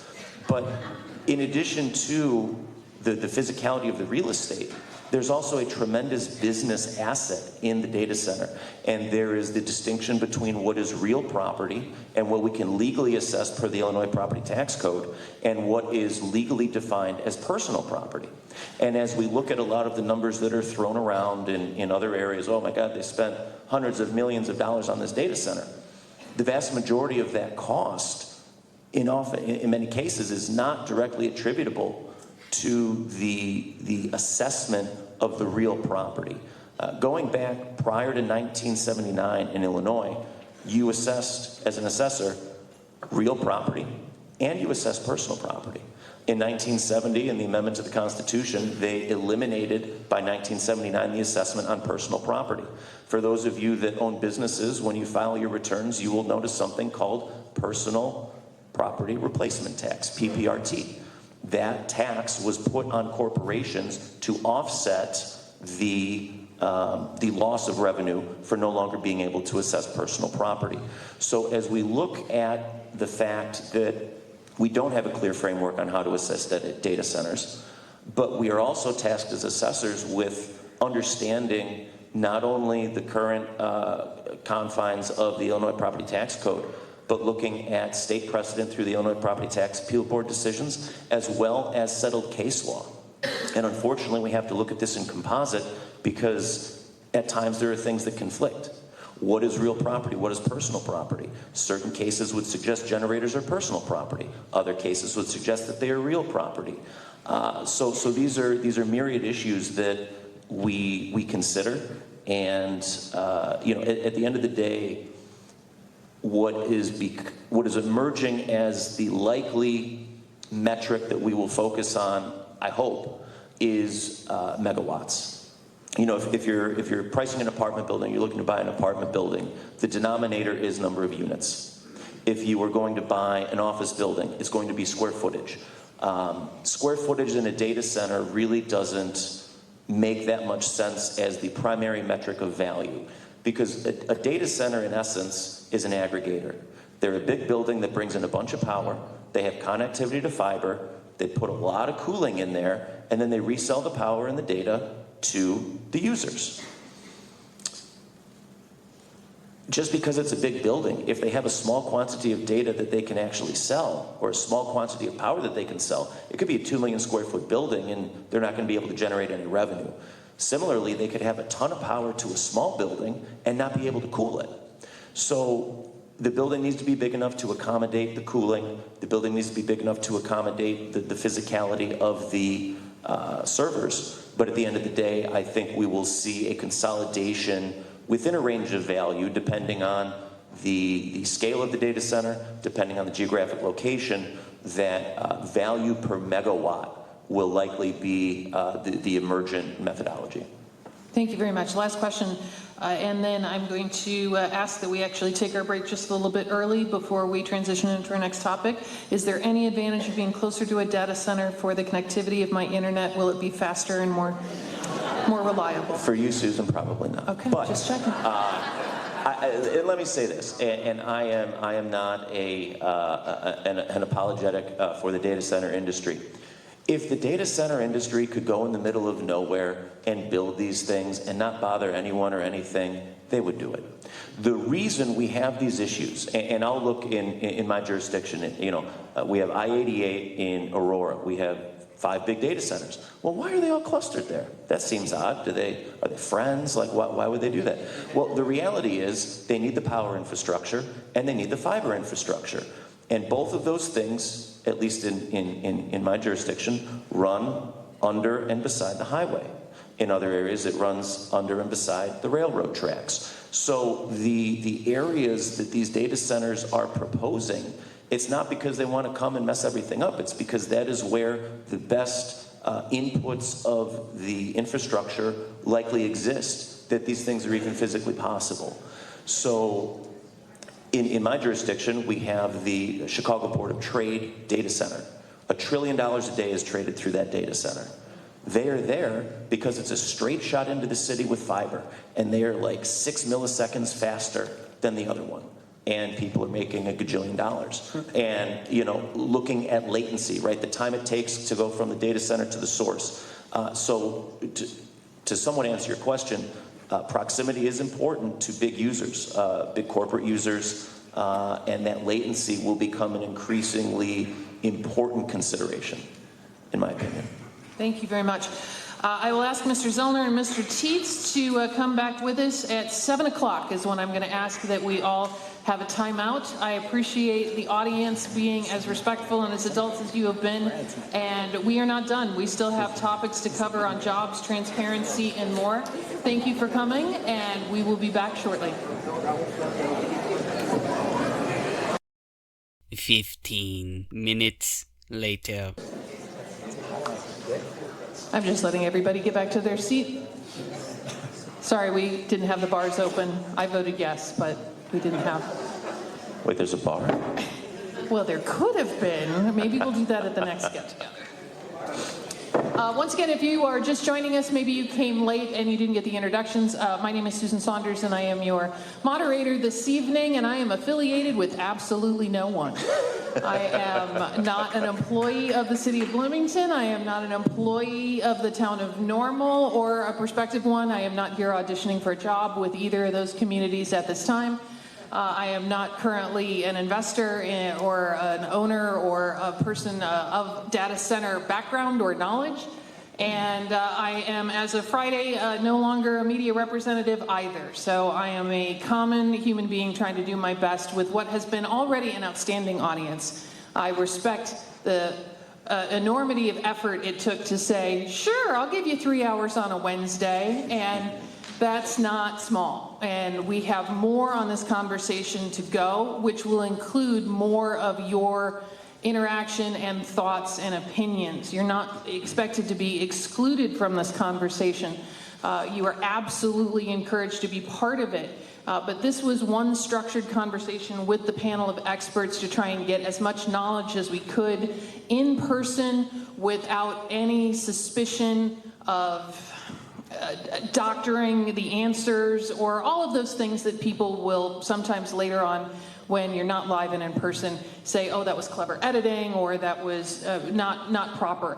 On to that topic, I'd also like to say on behalf of the town leaders who have put together this event and also are here to represent their constituents, city council members and town leaders, absolutely none of them, and we asked, have signed any type of non-disclosure agreements with any organization or entity that is on this stage or in this conversation. So also, beyond adding more questions and attending the upcoming public forums that are scheduled, and you've seen them on the slides, but you'll find them on the government websites. You'll find this entire audio and video recording tomorrow on those websites for the city of Bloomington and the town of Normal.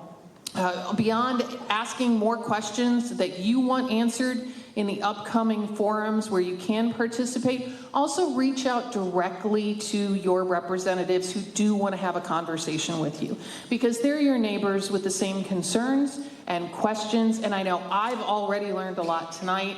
There are big words being said on stage, and I'm trying to do my best on behalf of all of us that we can comprehend the great knowledge that was brought to us. And I thank the panel, remotely and in person, for volunteering, because there are other communities that couldn't pull off what we've done here tonight. And there were some that were concerned it wasn't a safe space. And once again, Bloomington Normal has represented as the higher up community that I believe them to be. So I'm glad you are all welcome. And we have more to discuss. So moving forward, all right, Mr. Zellner, tell me that you are here. I am here. Before we go on to a new topic, because unfortunately we did have some technical difficulties, now that that's been ended, I want to go back really quick to the topic of vibration and noise, because you had a lot to say on the topic, and unfortunately we heard none of it. So would you mind repeating your answer about our concerns of vibration and noise and what you know of that with data centers and how it could possibly be mitigated, or how it could be eliminated? Sure. Yeah. I think perfect that it went out on the noise conversation. So you know, two ways. Let me just start with measurement, right? And important because the panelists have rightly pointed out that it is in the details, right? You have to watch details. So first, how we measure. Things are measured by decibel, and that decibel measurement can happen in a number of different ways based on definition, property line, center property, etc. And so the noise mitigation efforts by data centers, and again, the reason for their response caused a lot by these types of forums, right? People have been made aware. And when you begin to look at the chillers, the backup generation, right, the things that people are concerned about, the major progress that has been made is twofold. One, important that design is at the table, right? The design of the data center, the physical layout, how the data center is physically built, right? The ability to put anything that generates noise into areas that can help mitigate that, back center of buildings, away from property lines, those kind of things. And then the other thing is the evolution of the technologies has taken place and continues to take place in what I'll call mitigation, right? The acoustic experts have been at this for a bunch of years now to try and lower physical noise. And there's a number of different ways, barriers, walls, blockers, trees, right? And how you design even the covers. The one thing that I'm just going to point out over and over, and you're going to hear this as a repeated theme, which is there, in my opinion, there are two functioning ways of implementing things, right? One, you set standards, and that's what I just talked about, standards for noise, standards for things like that. And two, you monitor. And you'll hear this as a repeated theme where I've seen communities being very successful is in the redevelopment process, or in the what I'll loosely call host community benefit process. And your last dialogue was fascinating to me.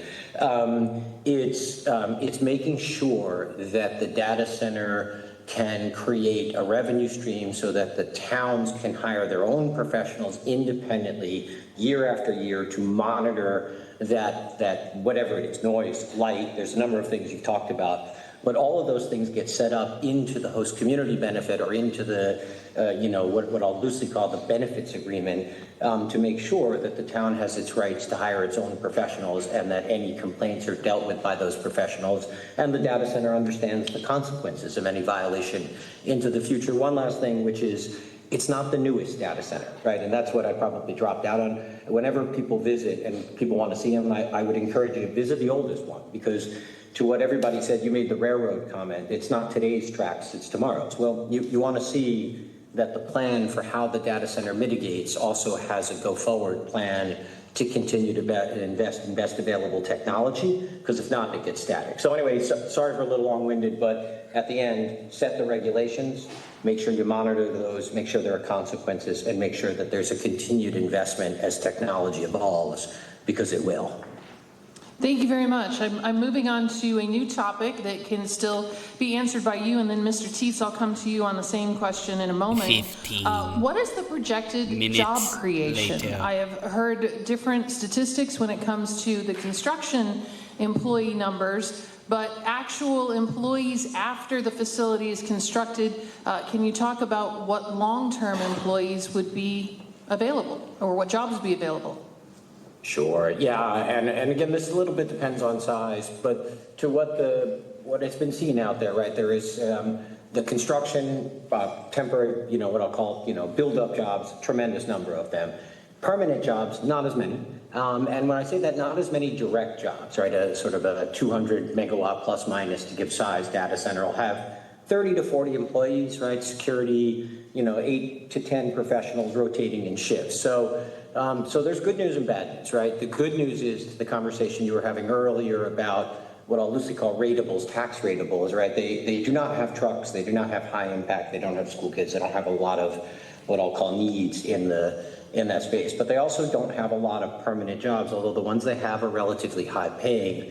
The other permanent jobs that do go around them is the maintenance, and that is usually in the electrical engineering, right? That the space of taking care of the data centers, yearly inspections, the upgrades, the tune-ups, all the things that happen inside in the mechanical space. And that on a 200 megawatt facility can be, several hundred up to 1,000 jobs of what I'll call 20-year maintenance and cycle upkeep of the data center. But to answer the question directly, there are not a lot of full-time jobs in there. They're high paying, but there's not a lot of them. I have a couple follow-ups. First off, we are a community of multiple universities. We have a large, prominent junior college. You were a former professor at Rutgers. Do you believe that there are educational programs that need to be adopted for the future of these sites if they are unavoidable? Is there educational degrees and training that we should start investing in now? Oh, I mean, 100%. One thing we don't do a great job of, and not just like in any community, but all throughout the United States, we're really bad at supply side and training supply side. And so I look at it as three very quick ways. One, it's a living lab.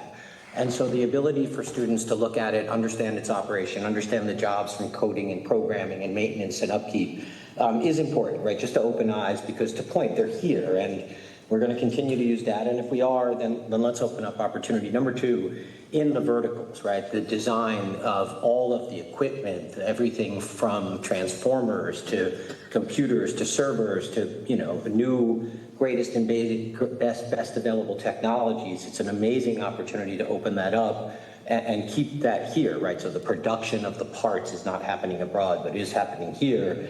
And then last, it's to what you said, it's how you push, what the whole topic in the forum's about. How do we push to the next greatest envelope? That's only going to happen if we engage, you know, smart folks around a series of topics that you all have been talking about. And one last, the wrap in this, and the last, we closed that conversation before, this idea that the megawatts and how you value these things is in megawatts. Why? Well, because the energy density goes up. In other words, you can fit more megawatts under a smaller building, and they're expanding and doing lots of things to expand their compute power. That opens up great opportunities for folks in the computer science business, the programming business, and any of the ancillary businesses that come with it. As I often tell people, that Audible is Newark's biggest employer. It's there because IDT, the data center, is next to it, and it uses IDT's fiber to sell books. So there's some great opportunities to expand the data center's use into other jobs as well. You mentioned, though, that there's a large security force. What portion of the processes happening inside the building needs such protections? It's kind of three things. One, there is, to what was described, there's a lot of expense in the servers and things like that. And so we don't, the building is protected. It usually comes with a fence line, and it usually has security around that. Two, to what everybody's talked about, there is a substation, there is equipment. We've talked about the noise and other things, but that equipment we don't, frankly, want outsiders coming over and hanging out next to. And last, in general, there are protections from the basis of design. As we've talked about, there's a lot of money involved in the production, including the technologies that lead to, higher PUE, lower PUE, that's the use of water and energy.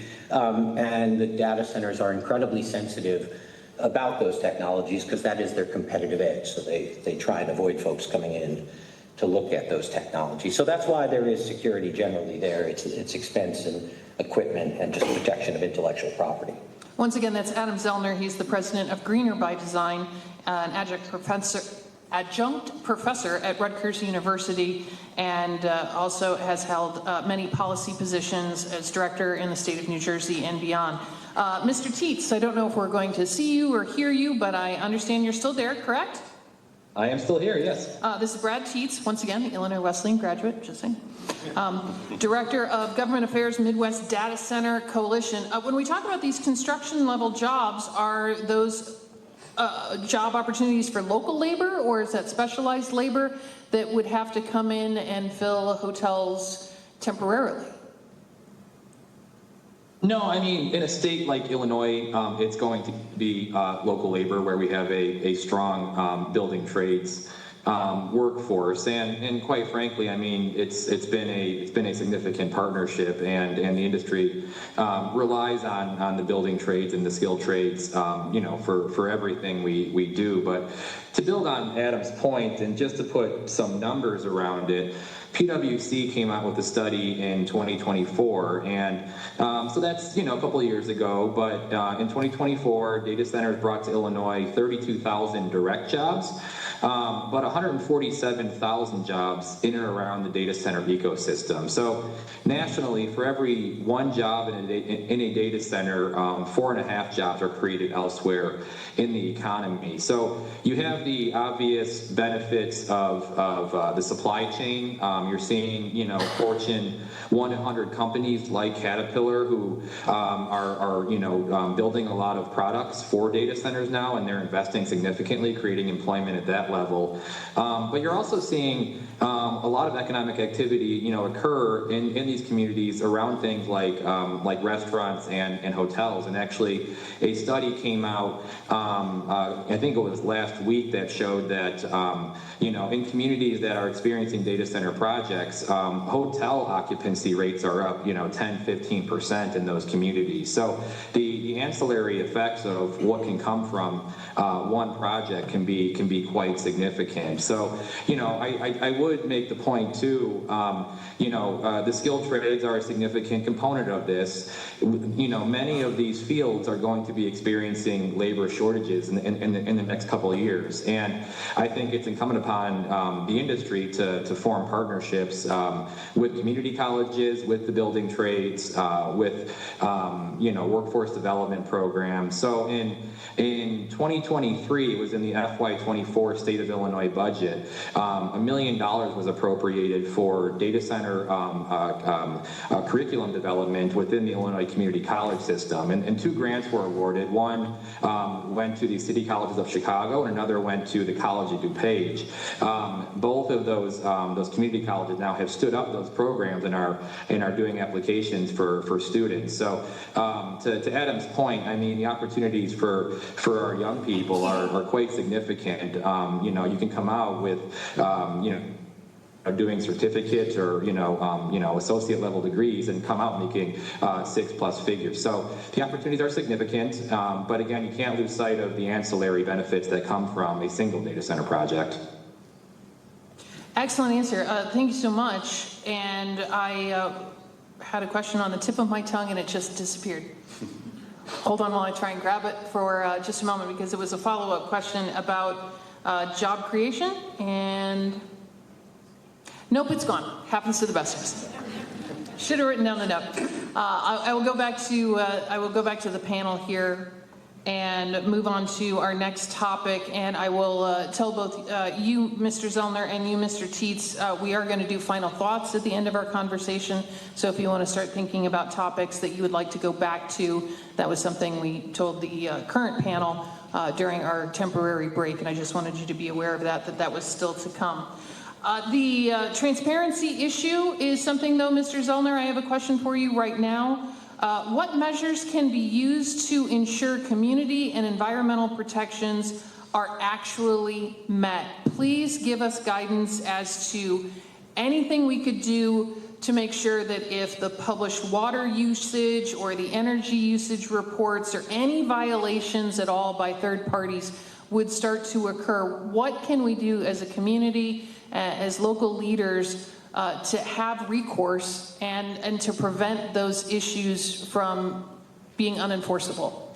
Sure. Yeah, and like I was saying before, not just recourse, but recourse that doesn't end up costing the towns a lot of time and effort. You all talked about that rebate of potential taxes, right? Risks and things like that. What you don't want to have is set up a situation where we're constantly monitoring, but that monitoring costs lots of time and effort. So first, I recommend that there be, and in each community, right, there's different definitions of what is a host community benefit. I know we're going to talk about that as we round this up, but first and foremost, the community wants to have a monitoring plan, and it wants to be able to engage professionals of its choosing to be able to do that long-term monitoring, and it wants the data center to pay for that in what I would call an escrow account. And again, there's different ways of setting that up so that there's a clear separation between, the lines, right? The professionals are hired by the community. They're there to represent the community. They're there to monitor, and the data center pays for effectively its own, policing. And there are clear, in setting up the ordinances, clear impacts, right? If you do X, then the consequences are Y.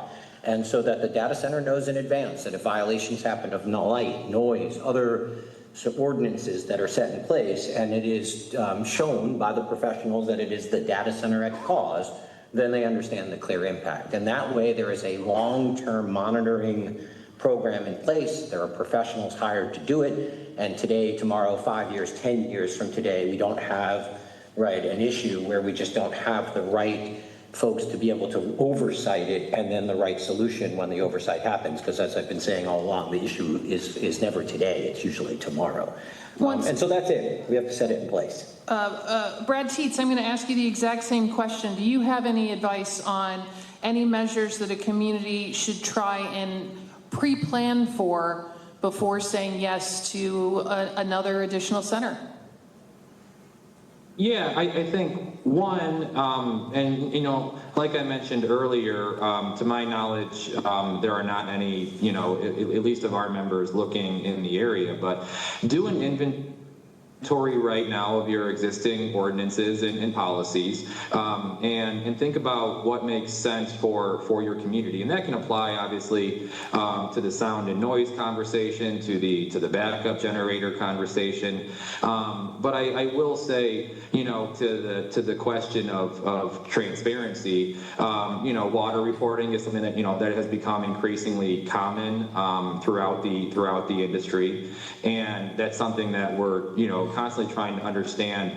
I think from communities what water information is going to be most impactful for determining whether or not you should use water at that facility, because, you know, again, not every data center even uses water, and if they are using water, what that might look like. But to Adam's point, no, it makes total sense for there to be some kind of independent monitor, a third-party validator, to make sure that you know, the community has the assurances that are being told to them from the data center that they are going to be upheld and followed through on. So, you know, that's a very common thing. I think it's been hard, even for, you know, I've had a hard time grappling with this idea of, especially in rural communities, towns of, you know, 1,000, 1,200 people, and a large, you know, developer comes in, and the community doesn't oftentimes know what questions to ask or what to do with some of this. So, you know, I think, and we've developed some of this. I know a lot of other institutions across the country are, where, like, you know, we're developing questions that communities should ask a data center company if they are approached by one.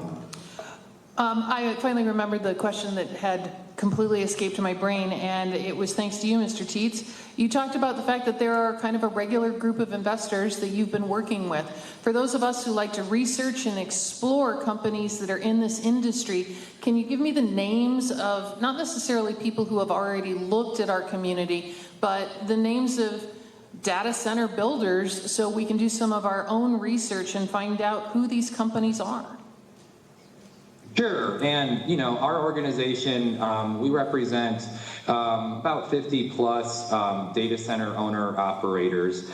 We do have the hyperscalers, the household names that I'm sure everyone in the room knows, you know, Amazon, Meta, Microsoft, and Google as members. But the companies that have been in Illinois for, in some cases, you know, 2.5 decades, you're looking, at companies like Stack Infrastructure, CyrusOne, Digital Realty, QTS, and those are going to be oftentimes more of the co-location type data centers, where they build to suit the property, secure the power and the infrastructure, and then lease out space from anywhere from, you know, 1 to, you know, a couple hundred tenants. And again, you know, historically, Illinois, you know, in the Chicagoland region, as you know, early as 2022 was the #2 market in the country for data center development, and you saw most of those facilities in and around the O'Hare area, Elk Grove Village, North Lake, Franklin Park.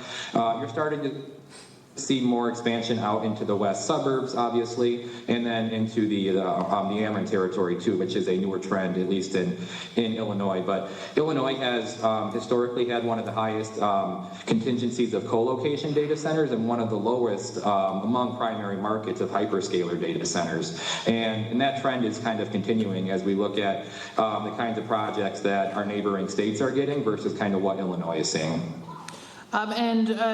The same question to you, Mr. Zellner. Is there any organization or company name outside of the big tech companies that you mentioned that you could give us that we could investigate on our own?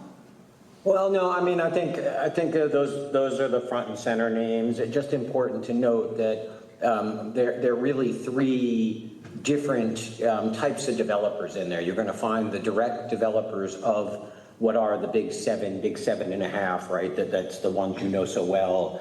You're going to find the second tier of developers that are vertical developers on their behalf, and it's usually separated out by size. In other words, the parent companies of the Metas and others will do data centers of a certain size, but if it's smaller, they usually have companies like an Aligned or others that build on their behalf. And then there's the third group of folks, which frankly are the Wall Street interest, right? They are investors in the space who do basis of design and spend the money. I will echo, I would encourage folks to look out and talk to other communities who have these data centers, and especially mayors and business administrators, to see two things. One, what are the types of impacts that they saw, and what happened in advance, and then two, what were the developers like in adopting the host community benefits, openness, a willingness to talk to the community and public, and all the things that are important to establishing what I'll loosely describe as a relationship. They're out there, so anyway, I would just encourage folks to look out, because other towns are probably the best places. As a person who teaches, this is the one time I will say plagiarism is probably a good thing. Thank you very much. The question that was sent in is about logistics of speaking and proposing ideas of expansion of data centers to individual communities. So it's a technical question. Can government staff and/or elected officials sign NDAs prior to the public process? Is that allowed and ever encouraged when you've been making presentations? That's Mr. Zellner. No, for me, no. In the public world, two things, right? As you know, each state governs through its open public records requirements conversation. I find, as a former public official, if you're in the public domain, you are on the record by its nature, and non-disclosures will not help you. Are there things that are deliberative, right? Basis of design, other things as they are careful about, financial information? Sure, but they keep that out of the public light. So in general, the answer is no, and that's mostly because public organizations, not that I'm aware, right, NDAs usually are not applicable to the public reporting requirements. And Mr. Teets, not that we are an insecure community in doubt of our public leaders, but the same question to you. Have you had any experience with anybody you've ever been working with in a community or an organization that has been asked or asked you to sign an NDA for part of the process? Yeah, and I think I take an interesting perspective to this, because when I did work for the state at the Illinois Department of Commerce, there were often times where I was under NDAs with non-data center industries, industries that the department was talking about with projects. And, I certainly, given the growth of the data center industry, it is a fair question to ask, what is the need of the NDAs and why are they used? And I think, we are working with our members, some do not use NDAs, others prefer to, because that protects things like who their customers are in their buildings and other financial and proprietary information. But, I think as an organization, we are moving in a direction to limiting them, to really protect that true customer and proprietary information, while ensuring that, everything else is open to the public as it should be. Because, if we're being upfront, a data center project is not going to succeed or proceed in the long term without the trust and support of of the community. So it's an evolving topic that, again, other industries still use today, but I think we're prepared to identify what limits look like. And the other point I will make too is, especially early in your due diligence process, where you might be evaluating multiple sites and sometimes multiple states, and you're just really in the information gathering process. Sometimes an NDA might be useful there, but we are learning how to do without in those situations, as well. So if we're not working with an NDA, can you openly discuss what types of things are presented in a community benefit agreement, Mr. Tietz? Yes, and community benefits have been a part of the industry, since its inception. Because when you think about making a, 20 years ago, it was a, couple, $100 million. Now we're in the, multi-billions. When you're making that level of an investment over a, 15 to 20 to 25 year life, you want to immerse yourself as a partner in that community, and community benefits are certainly one way to do it. And it's not just level of funding, but it's engagement in the community, it's support for philanthropies and volunteer work and all the things that companies do. But, it's the community benefit is best served between the community and the data center company in identifying what kinds of priorities, what kinds of support levels the data center can help in that community, and the community knows what's best for their community. So I think and like we've seen things like data centers help support mental health facilities, or the kind of a traditional one has been school support, STEM, workforce development, infrastructure, parks, green space, all those different things. But again, based on the unique characteristics of that community, we are seeing data centers and communities work together to identify what works for that specific community. I'm sorry? Could I add something to all three of those topics? Well, you asked so politely, I think you should. Thank you. I guess since NDAs were just up, the one thing in the Power Act bans NDAs between local governments and data centers. So we don't have to have this conversation. We don't have to worry about it. That bill hasn't passed. We're working to pass it. So we do not have that protection yet, but that's one that just made sense to us. And so that's what we're proposing there, so that this conversation there does not have to be any angst. That said, there are, for CBAs, I think we have seen communities spin up a nonprofit to do the CBA, and then that nonprofit can sign an NDA and isn't a public agency. And so there are some lost in the acronyms. Oh, I apologize. Thank you so much. Community benefit agreements versus non-disclosure agreements. Please continue. No, thank you so much for that. Yeah, so if you spin up an organization that can negotiate a community benefits agreement, if that negotiation isn't government, then they're not a public agency. And so that's a place where we'd want to be very careful about NDAs as non-disclosure agreements as well.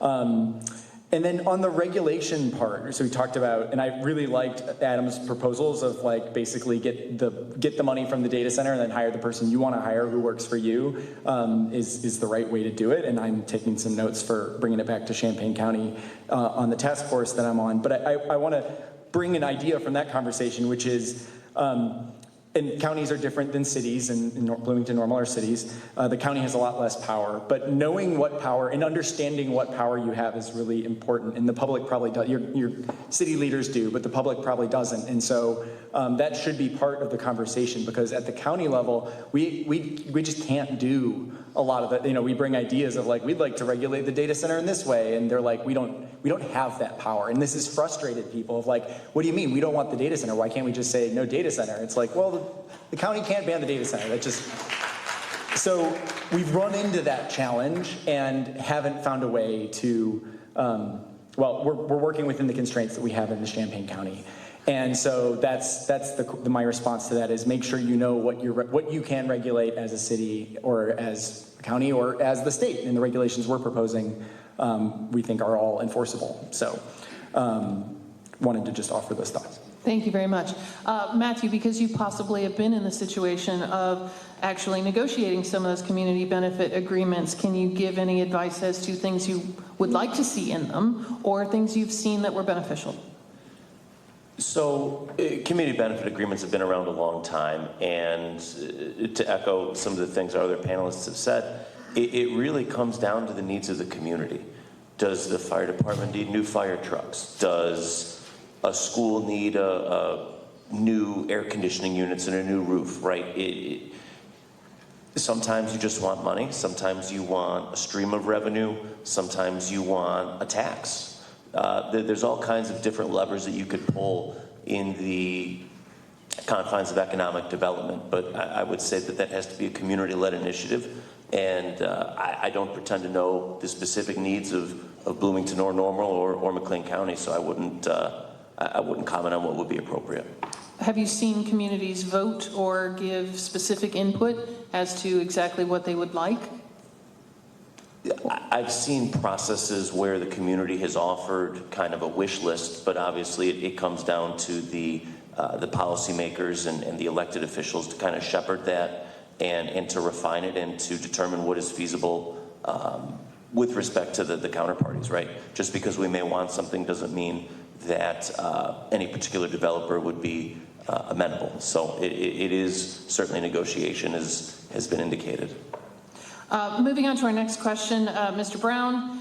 Environmental groups, they have a lot to say about data centers. What are some of the top headlines? So, to speak for the Ecology Action Center, and we, unlike CUB, unlike Prairie Rivers Network, we're not a political organization, we're not a lobbying organization, we're an education outreach and an initiatives organization. We're trying to build a more sustainable community, and so we do our work in that way. So suffice it to say, we don't have a policy statement on data centers, pro or con. We do not do that on anything. We've been around for 55 years and do not take policy stances like that. Suffice it to say, though, we do have significant concerns. We have concerns about the energy demands, about the energy capacity, about the reality that when we talk about, yes, adding this additional demand, it's not just a local issue, it is really anywhere in that MISO region, which is, parts of 15 states. New data centers anywhere in there will impact our capacity, our pricing, for us here locally.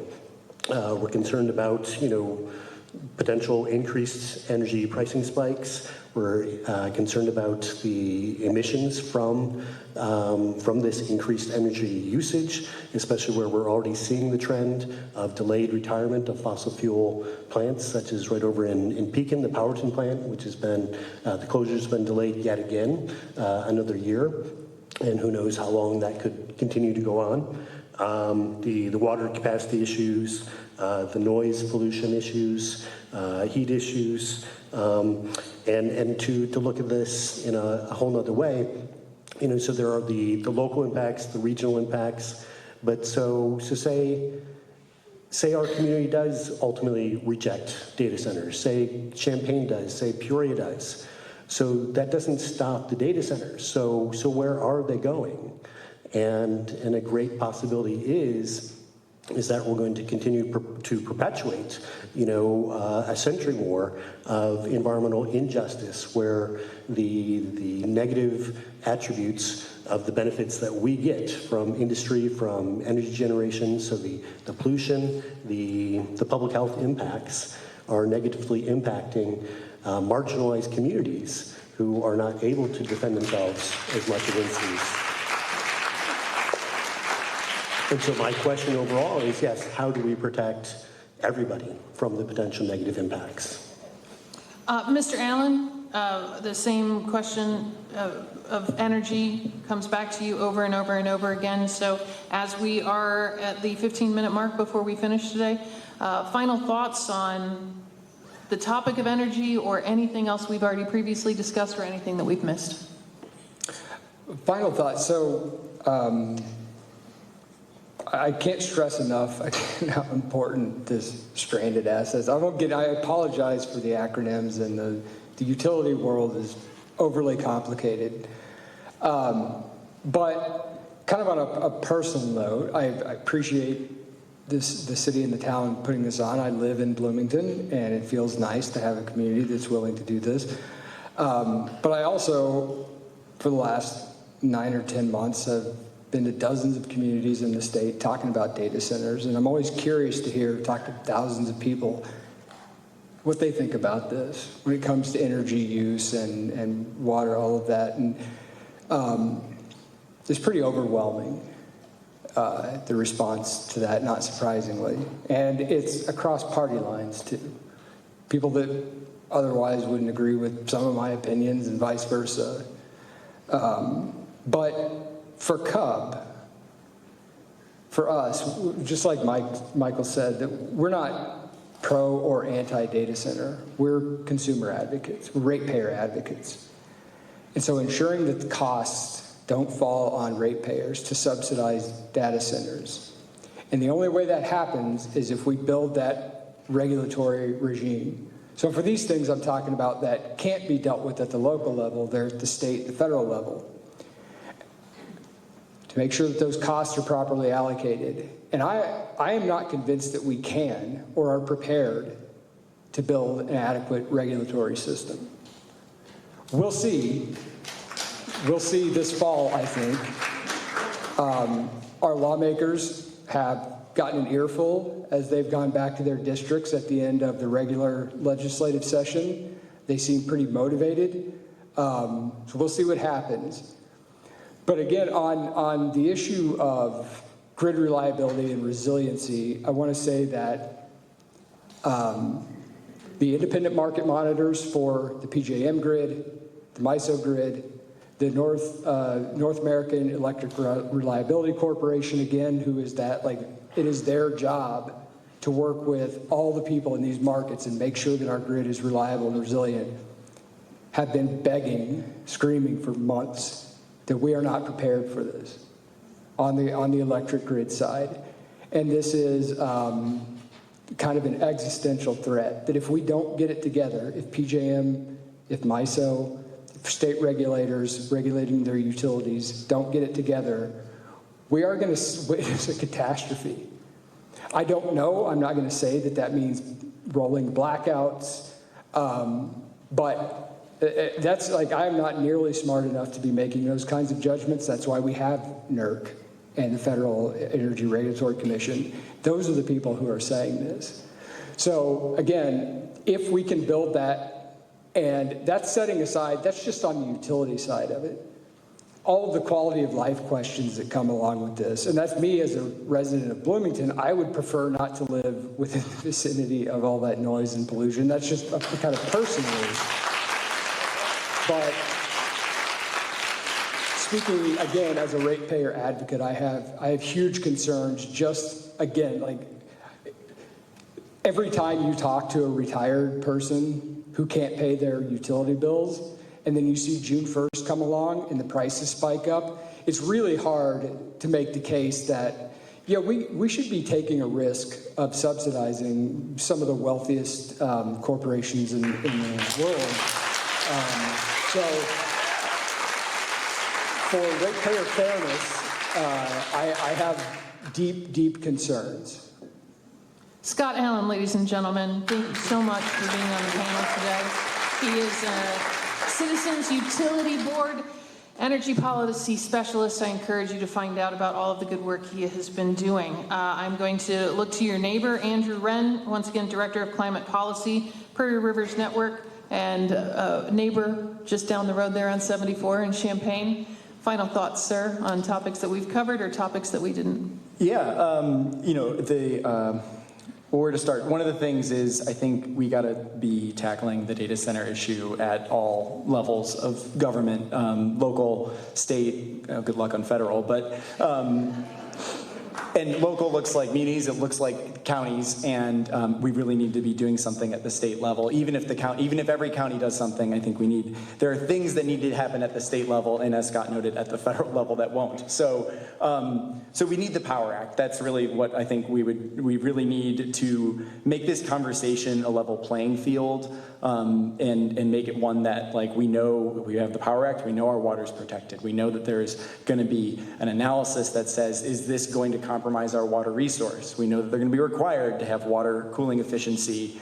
We know that the infrastructure costs of water won't fall on the ratepayers. And we know the pollution is going to be monitored above and beyond just the NIPD's permit. On the energy side, we know they're going to be bringing the energy, and it's going to be clean energy to meet the demand of the data center. And on the community side, we know there won't be NDAs, and we will have community benefits agreements at every site. And we also have a public affordability fund that all data centers will pay into that can go into things like support for low income, those folks that are impacted the most by energy rates, so like LIHEAP, that program, and others that are meant to support people who get left behind. And that's a brief overview of the Power Act, but that's what we're fighting to get done so that we can have some statewide protection. So, counties need to act, munis need to act, but it really, the state backstop would be excellent, and that's where we need to go. So, appreciate everybody for your time. Thank you, Andrew Wren. Back to our remote conversationalists, Mr. Zellner, final thoughts of what we've discussed or what we didn't. Sure. I'll echo the thanks and fantastic conversation, because I think that is one of the final thoughts, right? I look at it as four things very quickly. The needs, right? An open, honest dialogue that the data center and our use of data and computers and phones and applications and go forward for the lots of kids, gaming, all the things that go on, it is not going anywhere right now. And so we need to have a very serious conversation about what that means, data sovereignty, what is going to happen too. It is very clear we don't have the tools, right? I've heard it over and over, and not just this state, this town, this county, but this is echoed everywhere. We need to start looking at best practices and those best tools and being able to incorporate them. And then number three, the evolution, right? As data centers, as other technologies, as best available technologies become more prevalent, battery storage, we need to look at solving the challenges and evolving those technologies, so what we don't do is create an old data center the second it's created, because it's frankly going to have outdated technology a year later. And so we need to make sure we're looking in a go-forward way, watching the pace of this, because the pace is incredibly, incredibly fast. So those are the thoughts. I would love to be in one of your classes.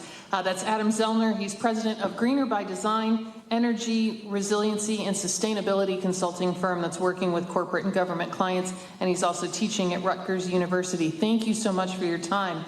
On to Mr. Tietz. Yes, you're getting a round of applause. I hope you can hear that through the microphone.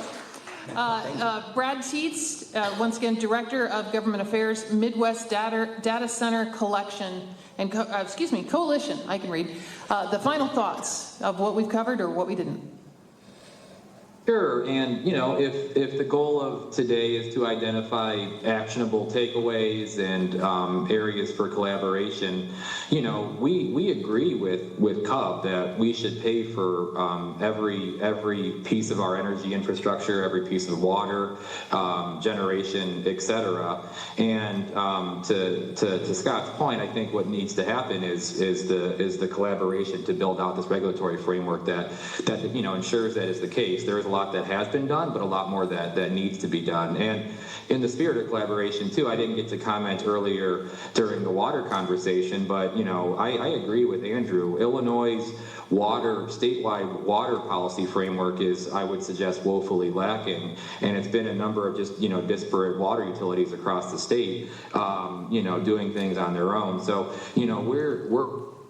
we're encouraging state legislators to really think more holistically about Illinois' water policy framework, because you do have some sources of water, some aquifers that are abundant, but you do have sources of water and aquifers that are struggling and not abundant, and we really need to think carefully, not just for data centers, but for all industries, as to how we approach that. And on water too, I would just make the point that we should really think about things from a technology neutral perspective and really focus on an outcomes based perspective and, you know, direct policy towards that. So, and lastly, on the point of policy, the DCC is committed to reaching a statewide regulatory framework, you know, hopefully in the fall veto session, maybe in the January lame duck session or the spring session, you know, with all the stakeholders on topics around energy, water, and community consideration. So that's our goal, and we're hoping to get there. But, you know, again, data centers bring, you know, significant economic development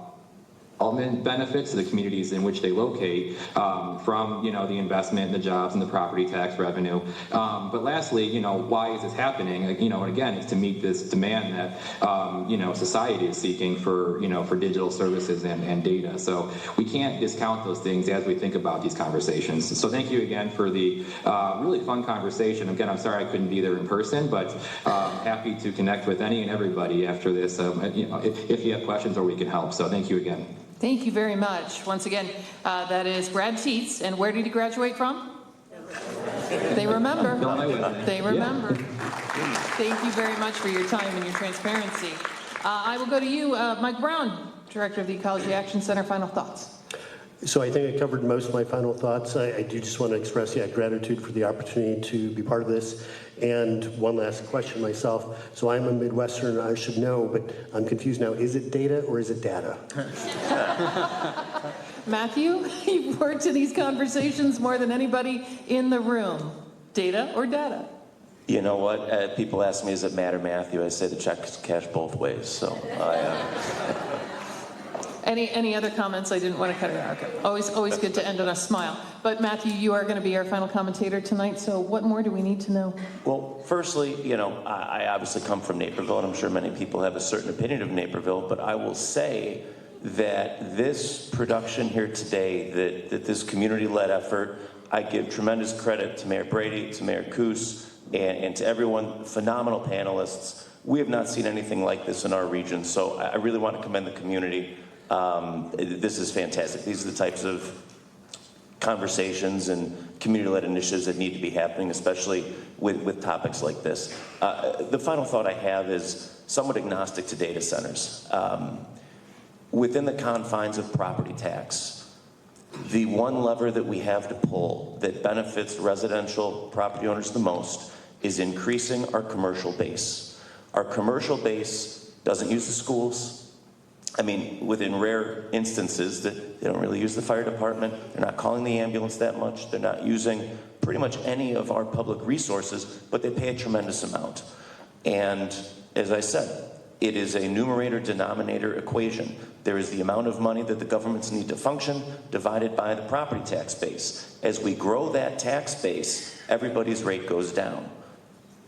Industrial was very popular. Multifamily was very popular. Each sector of commercial real estate ebbs and flows and rises and falls in cycles, and it is apparent today that data centers are an emergent class that carry a significant amount of value. And to the extent they are to come to the community, or one is to come to the community, it needs to be assessed fairly and equitably and sustainably so that that benefit can be realized by the residential property taxpayers. That is Matthew Rasche, Naperville Township assessor. Very educated man. Thank you for making the trip. Do you need any toll money to get back home? I understand that. I think I'll manage. Because I have the thing, but I don't use it very often. On behalf of everyone that I've been invested in trusting and working with today and had such a delightful experience doing so, thank you from the city of Bloomington and the town of Normal for being the citizens that you are and being here tonight or watching online later. Do encourage your neighbors and friends to be involved in the upcoming forums where there will be more discussed and there will be more opportunities for you to participate. Thank you to everyone who made me look more prepared than I deserve to be, and that includes you in the audience by asking very intelligent questions and sending those in advance, but also zoning and planning with the town of, or with the city of Bloomington. They gave us a lot of assistance. Thank you to Mayor Brady and City Manager Juergens for inviting me to be part of the show. Thank you so much. Travel safe. Have a good night.